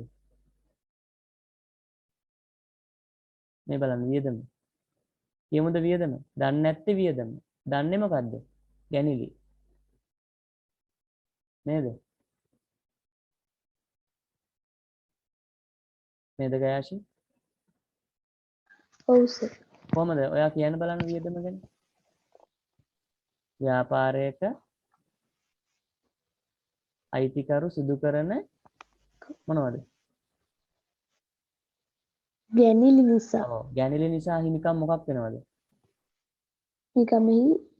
ඔව් හිමිකම් සිදුවන මොකක් කරනවද? අඩුවීම. අඩු වෙනවා අන්න හරි. හිමිකම අඩු වෙනවා. ඒ අඩුවීම හැර තවත් අඩුවීම් තිබේද? ඔව් සර්. මොකක්ද ඒ? වියදම්. වියදම. එහෙනම් ඒකට කියනවා අපි මොකක් කියලාද?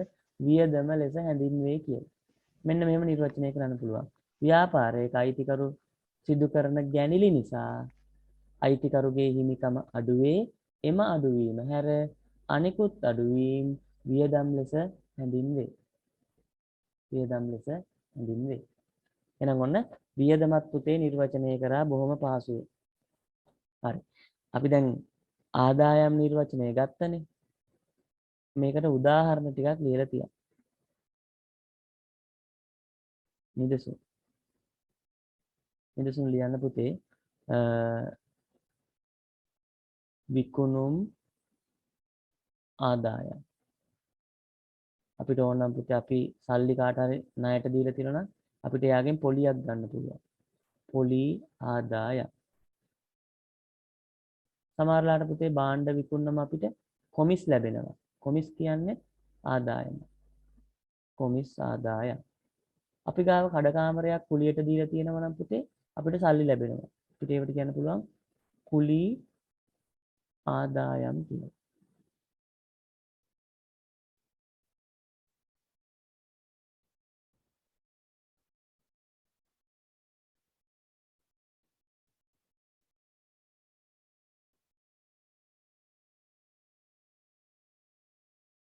ඒ වගේම පුතේ දැන් මේ කුලී ආදායම් හරිනේ.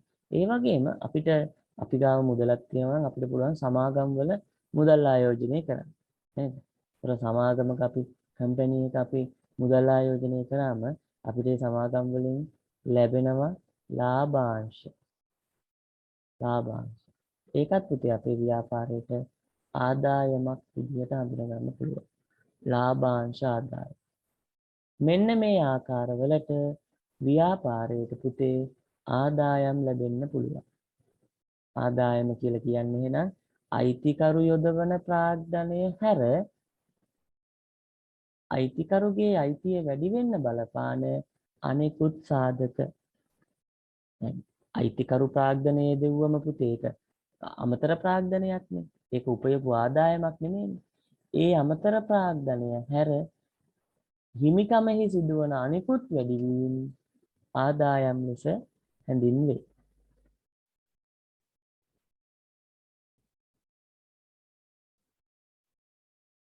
සර් ඔක ලියන්න ඕනද ඔව් දැන්? මේක ආදායම් කියන මාතෘකාව ලියලා මේ ටික ලියා ගන්න. එතනදී මෙන්න මේ කිව්ව නිර්වචනය ඉතා වැදගත්. මේක තමයි වාගේ පෙළ පොතේ තියෙන්නේ. කටපාඩම් කරන්න නැතුව මතක තියාගන්න නම් අර ඔයා ඊට කලින් උඩ රූප සටහනක් ඇන්දනේ. සාධක 4. අන්න ඒ ටික මතක තියාගත්තා නම් බොහොම ලේසියෙන් ආදායමයි වියදමයි නිර්වචනය කරගන්න පුළුවන්.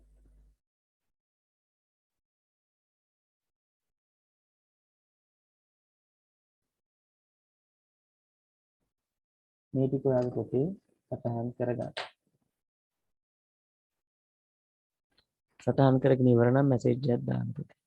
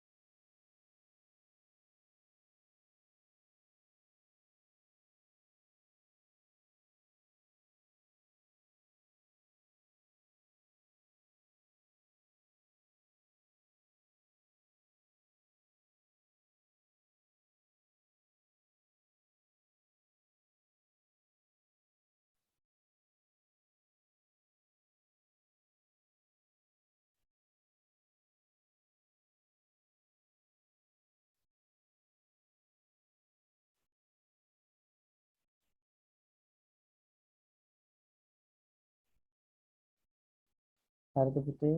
ලියාගෙන අවසන්ද?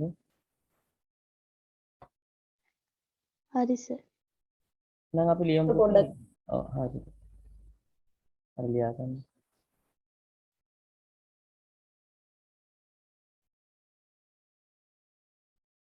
හරි සර්. හරි.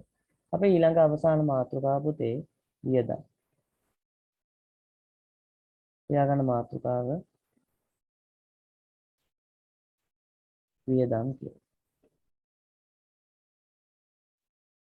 වියදම්. මෙහෙම ලියාගන්නකො. ව්‍යාපාරයක එදිනෙදා මෙහෙයුම් කටයුතු වලින් උපයන ආදායම් ඉපයීම සඳහා වැය කරන පිරිවැය වියදම් ලෙස හඳුන්වේ. ඒ කියන්නේ පුතේ අපි ආදායමක් උපයන්න දරන්න සිද්ධ වෙන වියදම් තියෙනවා. අන්න ඒවට අපි කියනවා වියදම් කියලා. දරන දේවල් වලට. දරන පිරිවැය. දැන් උදාහරණයක් ඔයාලා ගණිතය කියන විෂය ඇතුළතදී ඔයාලා ඉගෙන ගත්තා. ලාභය කියලා කියන්නේ විකුණුම් මිලෙන් ගත් මිල අඩු කරනවා කියලානේ. විකුණුම් මිල කියන්නේ උපයපු ආදායම විකුණු. ගත් මිල කියන්නේ ඒක ගත්තු ගාන. ගත්තු වටිනාකම. කීයටද ගත්තේ? විකුණන මිලට වඩා ගත්තු මිල අඩු වෙන්න ඕනේ. එතකොටනේ අපිට ලාභයක් උපයන්න පුළුවන්. අන්න ඒ වගේ දේවල් අපි කියනවා වියදම් කියලා. හැබැයි මේ නිර්වචනයට වඩා අර නිර්වචනය තමයි වැදගත්. මතක තියාගන්නත් ඕන. මතක තියාගන්නත් පහසු. මොකද්ද? ප්‍රයාශි මතකින් කියන්න පුළුවන්ද? මොකද්ද සර්? වියදමේ නිර්වචනය අර කලින් වගේ. එනේ උඩ රූප සටහන බලලා. ව්‍යාපාරයේ හා කයිතිකරු. සර්. ඔව් කියන්න බලන්න.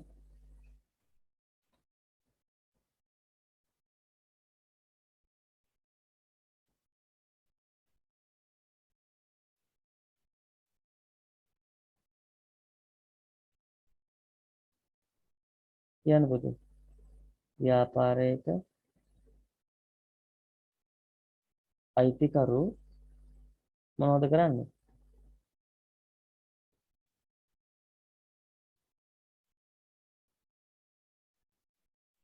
ව්‍යාපාරයක අයිතිකරු සිදු කරන ගැනිලි නිසා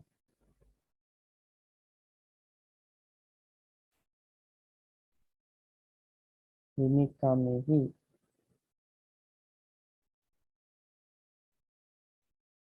සිදුවන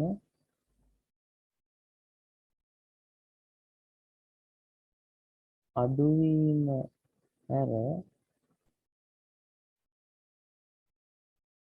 අනෙකුත් අඩුවීම් වියදම් ලෙස හඳුන්වේ. ඒක ඕනනම් මෙහෙමත් කියන්න පුළුවන්. මෙන්න තියෙනවා හිමිකම අඩු වෙනවා මොනව නිසාද පුතේ? වියදම් නිසා සහ ගැනිලි නිසා. එතකොට නිර්වචනයේ තියෙන ව්‍යාපාරයක අයිතිකරු සිදු කරන ගැනිලි නිසා හිමිකමෙහි සිදුවන අඩුවීම හැර අනෙකුත් අඩුවීම් වියදම් ලෙස හැඳින්වේ. වියදම් ලෙස හැඳින්වේ. මේක තමයි ප්‍රශ්නාර්ථය. මේක තමයි ඒකට පාවිච්චි කරපු දේ ගැනිලි.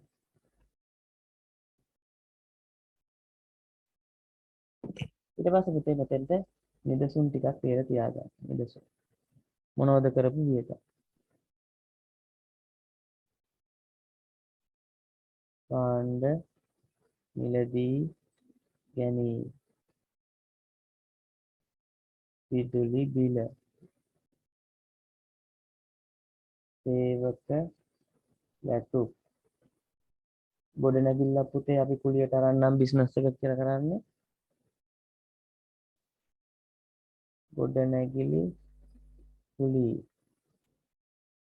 ඊට පස්සේ පුතේ අපිට සමහරලාට මේ නගර සභාවට බදු ගෙවනවා.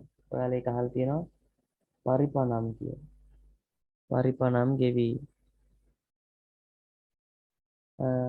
අතන පුතේ ඔයාලට මතක ඇති ආදායමක් විදිහට ගත්ත කොමිස් ආදායම. අපේ භාණ්ඩ ටික කාට හරි විකුණන්න කියලා අපි යාට ගාණක් දෙනවා නම් නේ උදාහරණයක් මගේ ගාව තියෙන භාණ්ඩ ටිකක් මම දෙනවා කාටද? පමුදිතට. පුතේ මේ ටික මට විකුණලා දෙන්න. විකුණලා දුන්නොත් මම ඔයාට යම් මුදලක් දෙන්නම්. කොමිස් එකක් දෙන්නම්. එතකොට පුතේ කොමිස් ගෙවීමක් නම් ඒක වියදම. ලැබීමක් නම් ආදායමක්, ගෙවීමක් නම් වියදම. එහෙම දාමු අපි ඒකට. ගෙවූ කොමිස්. ගෙවූ කොමිස් කියලා කියන්නේ එහෙනම් මොකද්ද? වියදම. දැන් මට කවුරු හරි දරුවෙක් කියන්න පුතේ ව්‍යාපාරයේ සතුව තියෙන මෝටර රථය මොකද්ද? පමුදිත හරි ප්‍රයාශයයි. ව්‍යාපාරයට වත්කම. වත්කම. ඔය මෝටර රථේ පුතේ කැඩෙනවා. නේ මොනවා හරි එන්ජින් වල ප්‍රශ්න එනවා. පොඩි පොඩි දේවල් තියෙනවා. මේවා හදා ගන්න ඕන නේද පුතේ? කැඩිච්ච වාහනේ හදා ගන්න ඕන. නේද? ඔව් සර්. ඒ හදනකොට යම් වියදමක් වුණොත් ඒක මොකක් කියලාද ගන්න?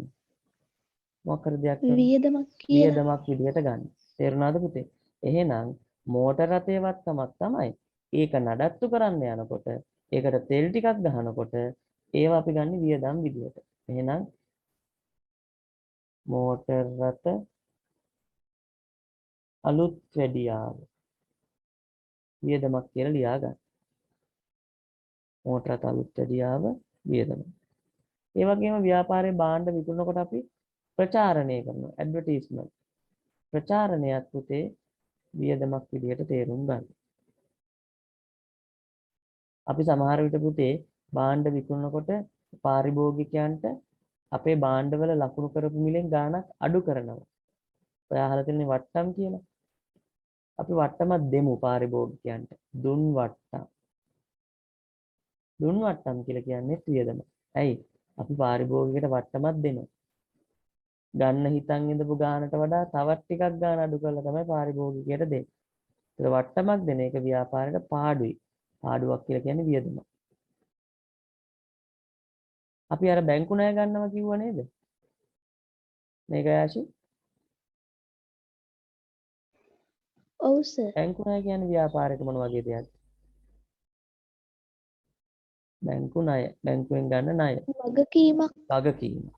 පුතේ බැංකු ණය අපි ගෙවනවනේ.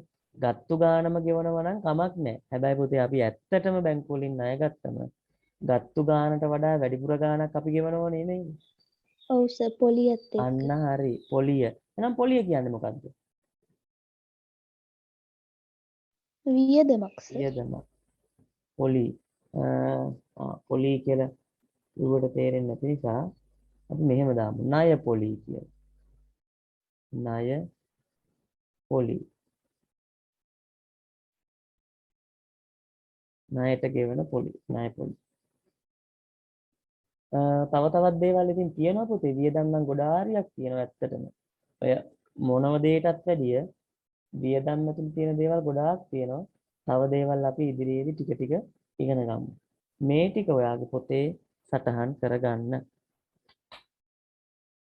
ලියලා ඉවරලා පුතේ මැසේජ් එකක් දාන්න. මේ කොටස සටහන් කරගන්න. වියදම් කියන මාතෘකාව. ඒකේ අපිට වැදගත් නිර්වචනය තමයි මේ තියෙන්නේ.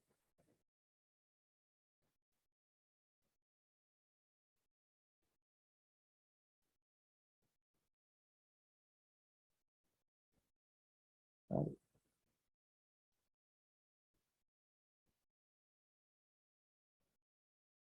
හරි පමුදිත.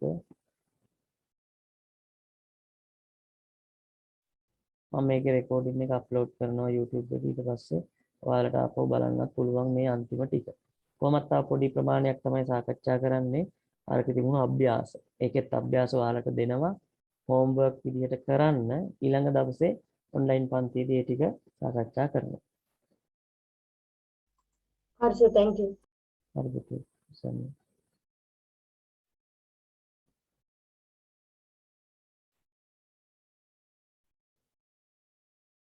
ප්‍රයාශ ඉවරයිද? සර් පොඩ්ඩක් හරි හරි.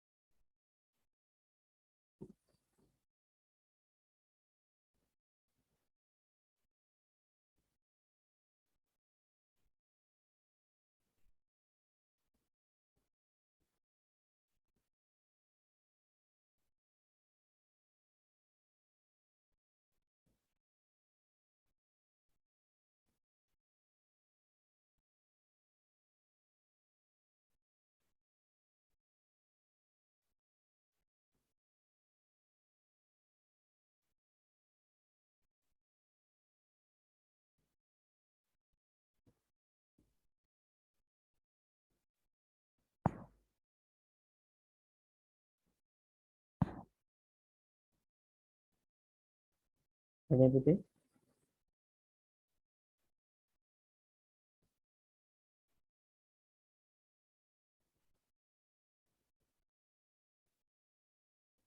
හරි මේ ඔයාලට කොහොමත් රෙකෝඩින් එක උනත් බලලා මේ ටික ආයෙ සටහන් කරගන්න පුළුවන්.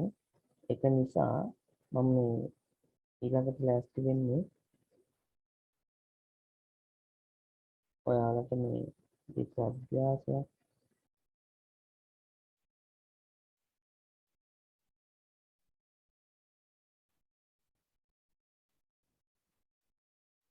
කරන්න.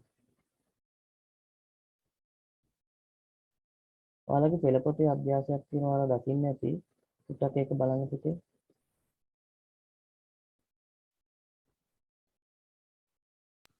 සර් ක්‍රියාකාරකම එකද? ඔව් ක්‍රියාකාරකම එකක් තියෙනවා. ක්‍රියාකාරකම දෙක නම් ගැටලුවක් නැහැ. මොකද ඒක මගේ වැඩ පොතේත් තියෙනවා.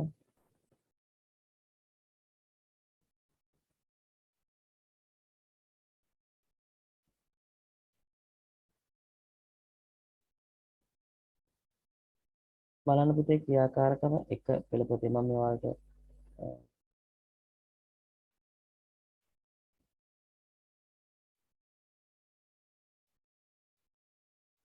ඔයාලට පෙන්වන්න හදන්නේ මේ පෙළ පොතේ එකක් තියෙනවා. ඒකේ පිටු අංක 55.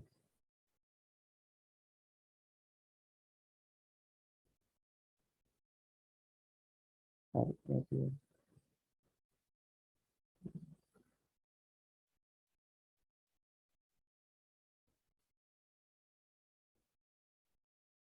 ඔයාලට පේනවා ඇති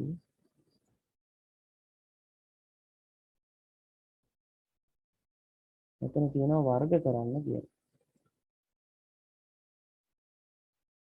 ක්‍රියාකාරකම එකේ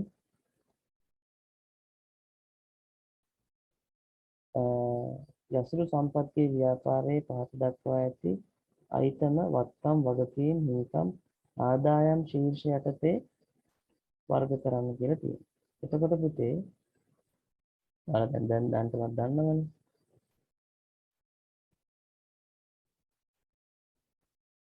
අපිට මේ ඊළඟට මේ මෙතන තියෙනවා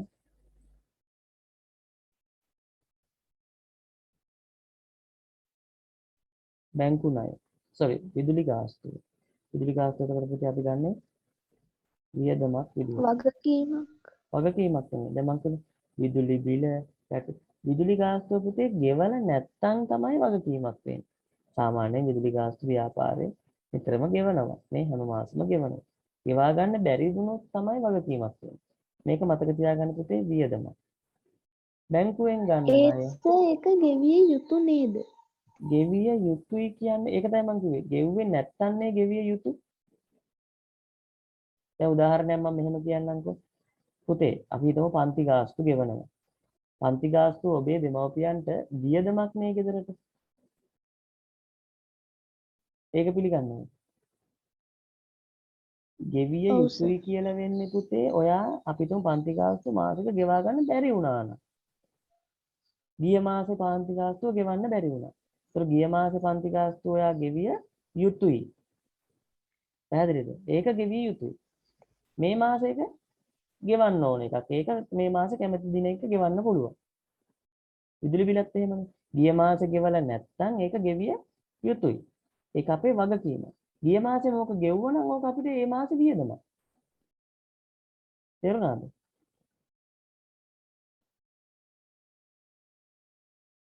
ඔව් සර්. තේරුණාද පුතේ? ඒතර විදුලි ගාස්තුව වියදමක්. ගෙවා ගන්න බැරි වුණා නම් ඒක කලින් ඒක පුතේ වගකීමක් වෙනවා. බැංකුවෙන් ගත්තු ණය. ණය කොහොමද ගෙවන්න ඕනේ? මේක වගකීම. ආයෝජනය කියන එක පුතේ මතක තියාගන්න අපි යම් තැනක මුදල් යොදවලා තියෙනවා. මේක අපේ වත්කමක්. ආයෝජනයේට ප්‍රතිලාභ අපිට ලැබෙනවා. ආයෝජනයේට ලැබෙන ප්‍රතිලාභ වලට කියනවා අපි බැංකුවක සල්ලි දාලා තියෙනවා නම් මොකක්ද අපිට ලැබෙන ප්‍රතිලාභය? පොලිය. පොලිය. එහෙනම් පොලී කියලා කියන්නේ ආදායම්. ආයෝජනයේට ලැබෙන ප්‍රතිලාභ. අපි පුතේ අපි ගාව තියෙන සල්ලි වලින් ගොඩනැගිල්ලක් හදලා තිබුණා. ගොඩනැගිල්ලෙන් මොකක්ද අපිට ගන්න පුළුවන් ප්‍රතිලාභය? ආදායම. ඔව් කුලියට දීලා ආදායම උපයන්න පුළුවන් කුලී ආදායම. එහෙනම් මතක තියාගන්න ආයෝජනය කියන්නේ වත්කමක් බව. හරිද? ඒවා කෙටි කාලීන ආයෝජන මාර්ගයක් තියෙනවා දිගු කාලීන ආයෝජන මාර්ගයක් තියෙනවා. ඒ අනුව මේක ජංගම වත්කමක් වෙන්නත් පුළුවන් ජංගම නොවන වත්කමක් වෙන්නත් පුළුවන්. බැංකු ණයට ගෙවන පොලිය මොකද්ද? බැංකු ණය වගකීමක් නම් ගෙවන පොලිය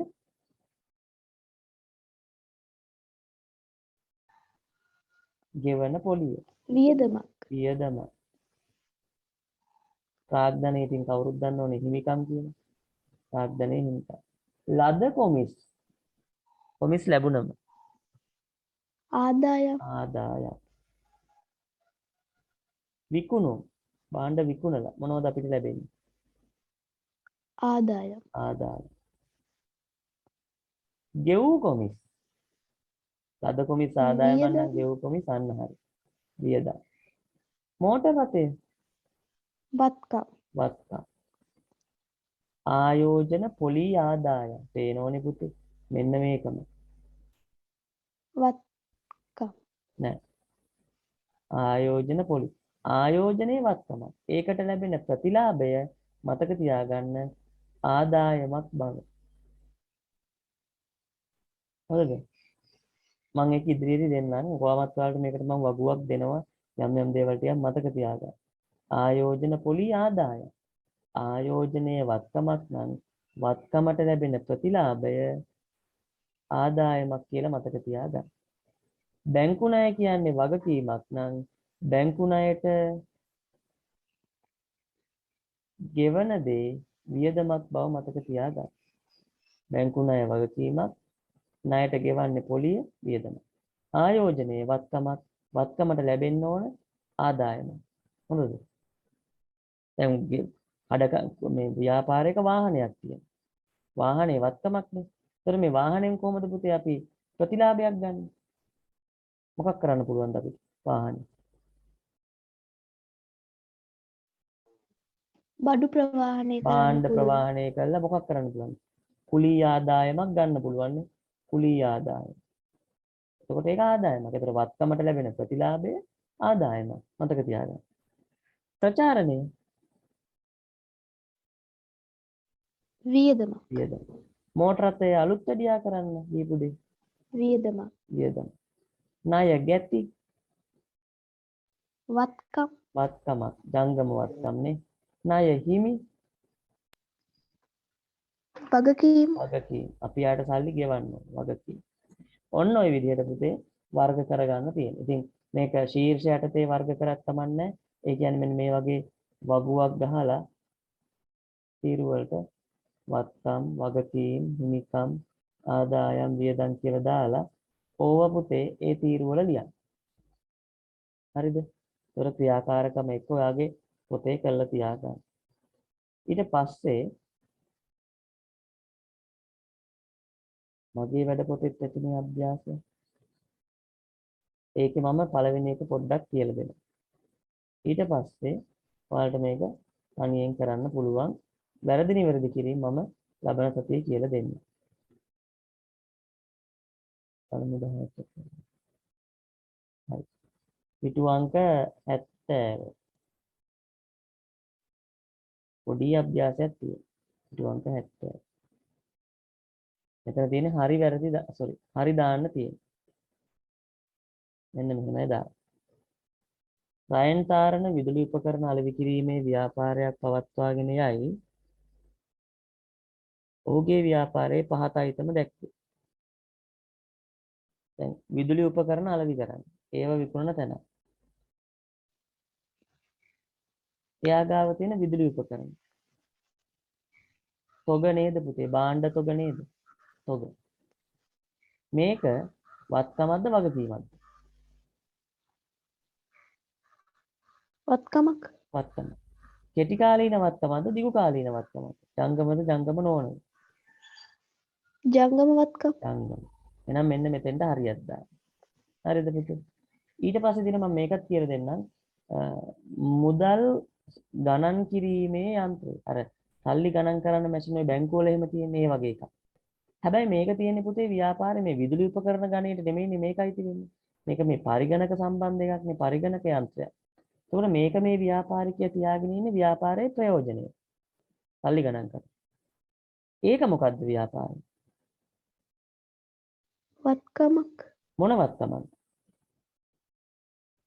ජංගම නොවන වත්කම. ඔව් දිගු කාලයක් පාවිච්චි කරන් තමයි මේක ගෙනල්ලා තියෙන්නේ. ශීතකරණය කියන්නේ මොකක්ද? පාවිච්චිට ගත්ත දෙයක්ද විකුණන්න ගත්ත දෙයක්ද?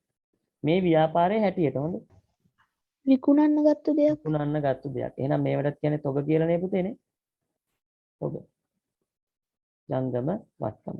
ඔන්න ඔය විදිහට ඔයාට තේරෙන්න පුළුවන් විදිහට මෙන්න මේ අභ්‍යාසය කරන්න. හරිද? මේ අභ්‍යාසය කරලා අපි ලබන සතියේ ඔන්ලයින් පන්තියේ මේ ටික සාකච්ඡා කරමු. මම හිතන්නේ ඒකේ තවත් පේපර් එකක් තියෙනවා. මෙන්න මේ පේපර් එකත් ඔයාලා අවසන් කරන්න පුතේ. Tamanට පුළුවන් විදිහට 71 පිටුවේ තියෙන ඊට පස්සේ 72 පිටුව ඔව් 73 මේ සියලුම දේවල් අවසන් කරන්න. මොකද මම ඊට පස්සේ මේ පේපර් මේ ටික ඔක්කොම ලබන සතියේ සාකච්ඡා කරනවා. ඊට පස්සේ වාර විභාගයක් පේපර් කරන්න ඕනද? මොකද පුතේ? ගිනුම් කරන ඉස්සර පේපර් වගේක් තියෙන කරන්න. ගිණුම් කරන්නේ කියලා කියන්නේ මේ මේකනේ 74 පිටුවට එනකන් නේද? ඔව් සර්. ඔව් ඒ ටික ඔක්කොම කරන්න පුතේ. ඒ ටික මේ දැන් අපි මේ ටික කියලා දීපු ටික තමයි ඔක්කොම තියෙන්නේ. හරිද පුතේ? 74 පිටුවට එනකන් සියලුම අභ්‍යාස කරන්න ලබන සතියේ ඔන්ලයින් පන්තියේ මම ඒ ටික සාකච්ඡා කරනවා. මේක ඉවරුණු ගමන් පුතේ මම තුන්වෙනි පාඩමෙන් ඔයාලට පේපර් එකක් දුන්නේ නැහැ. ඒ පේපර් එකක් දෙනවා. ඒ විතරක් නෙමෙයි මේ පාඩම් ඔක්කොගෙම එකතු වෙලා වාර විභාගයකට පේපර් එකකුත් කරනවා. ඒ කියන්නේ පරණ පාඩම් මතක් කරලා මෙතනක් තියෙනවා පේපර් එකක්. දකුණු පළාත් අධ්‍යාපන දෙපාර්තමේන්තුව 2019 මේ පේපර් එක කරලා තවත් පේපර් එකක් කරනවා. හොඳයි. එහෙනම් පුතේ අපි ලබන සතියේ අපි කවද්ද පුතේ පන්තිය කරන්නේ ඉරිදනේ? නෑ සර් සෙනසුරාදා. sorry සෙනසුරාදා පාන්දර 4ට. අනිවාර්යයෙන්ම එදාට පන්ති තියෙනවා. එදාට සම්බන්ධ වෙන්න. එහෙනම් දරුවෝ හැමෝටම ආයි බෝවන්. ආයුබෝවන් සර්.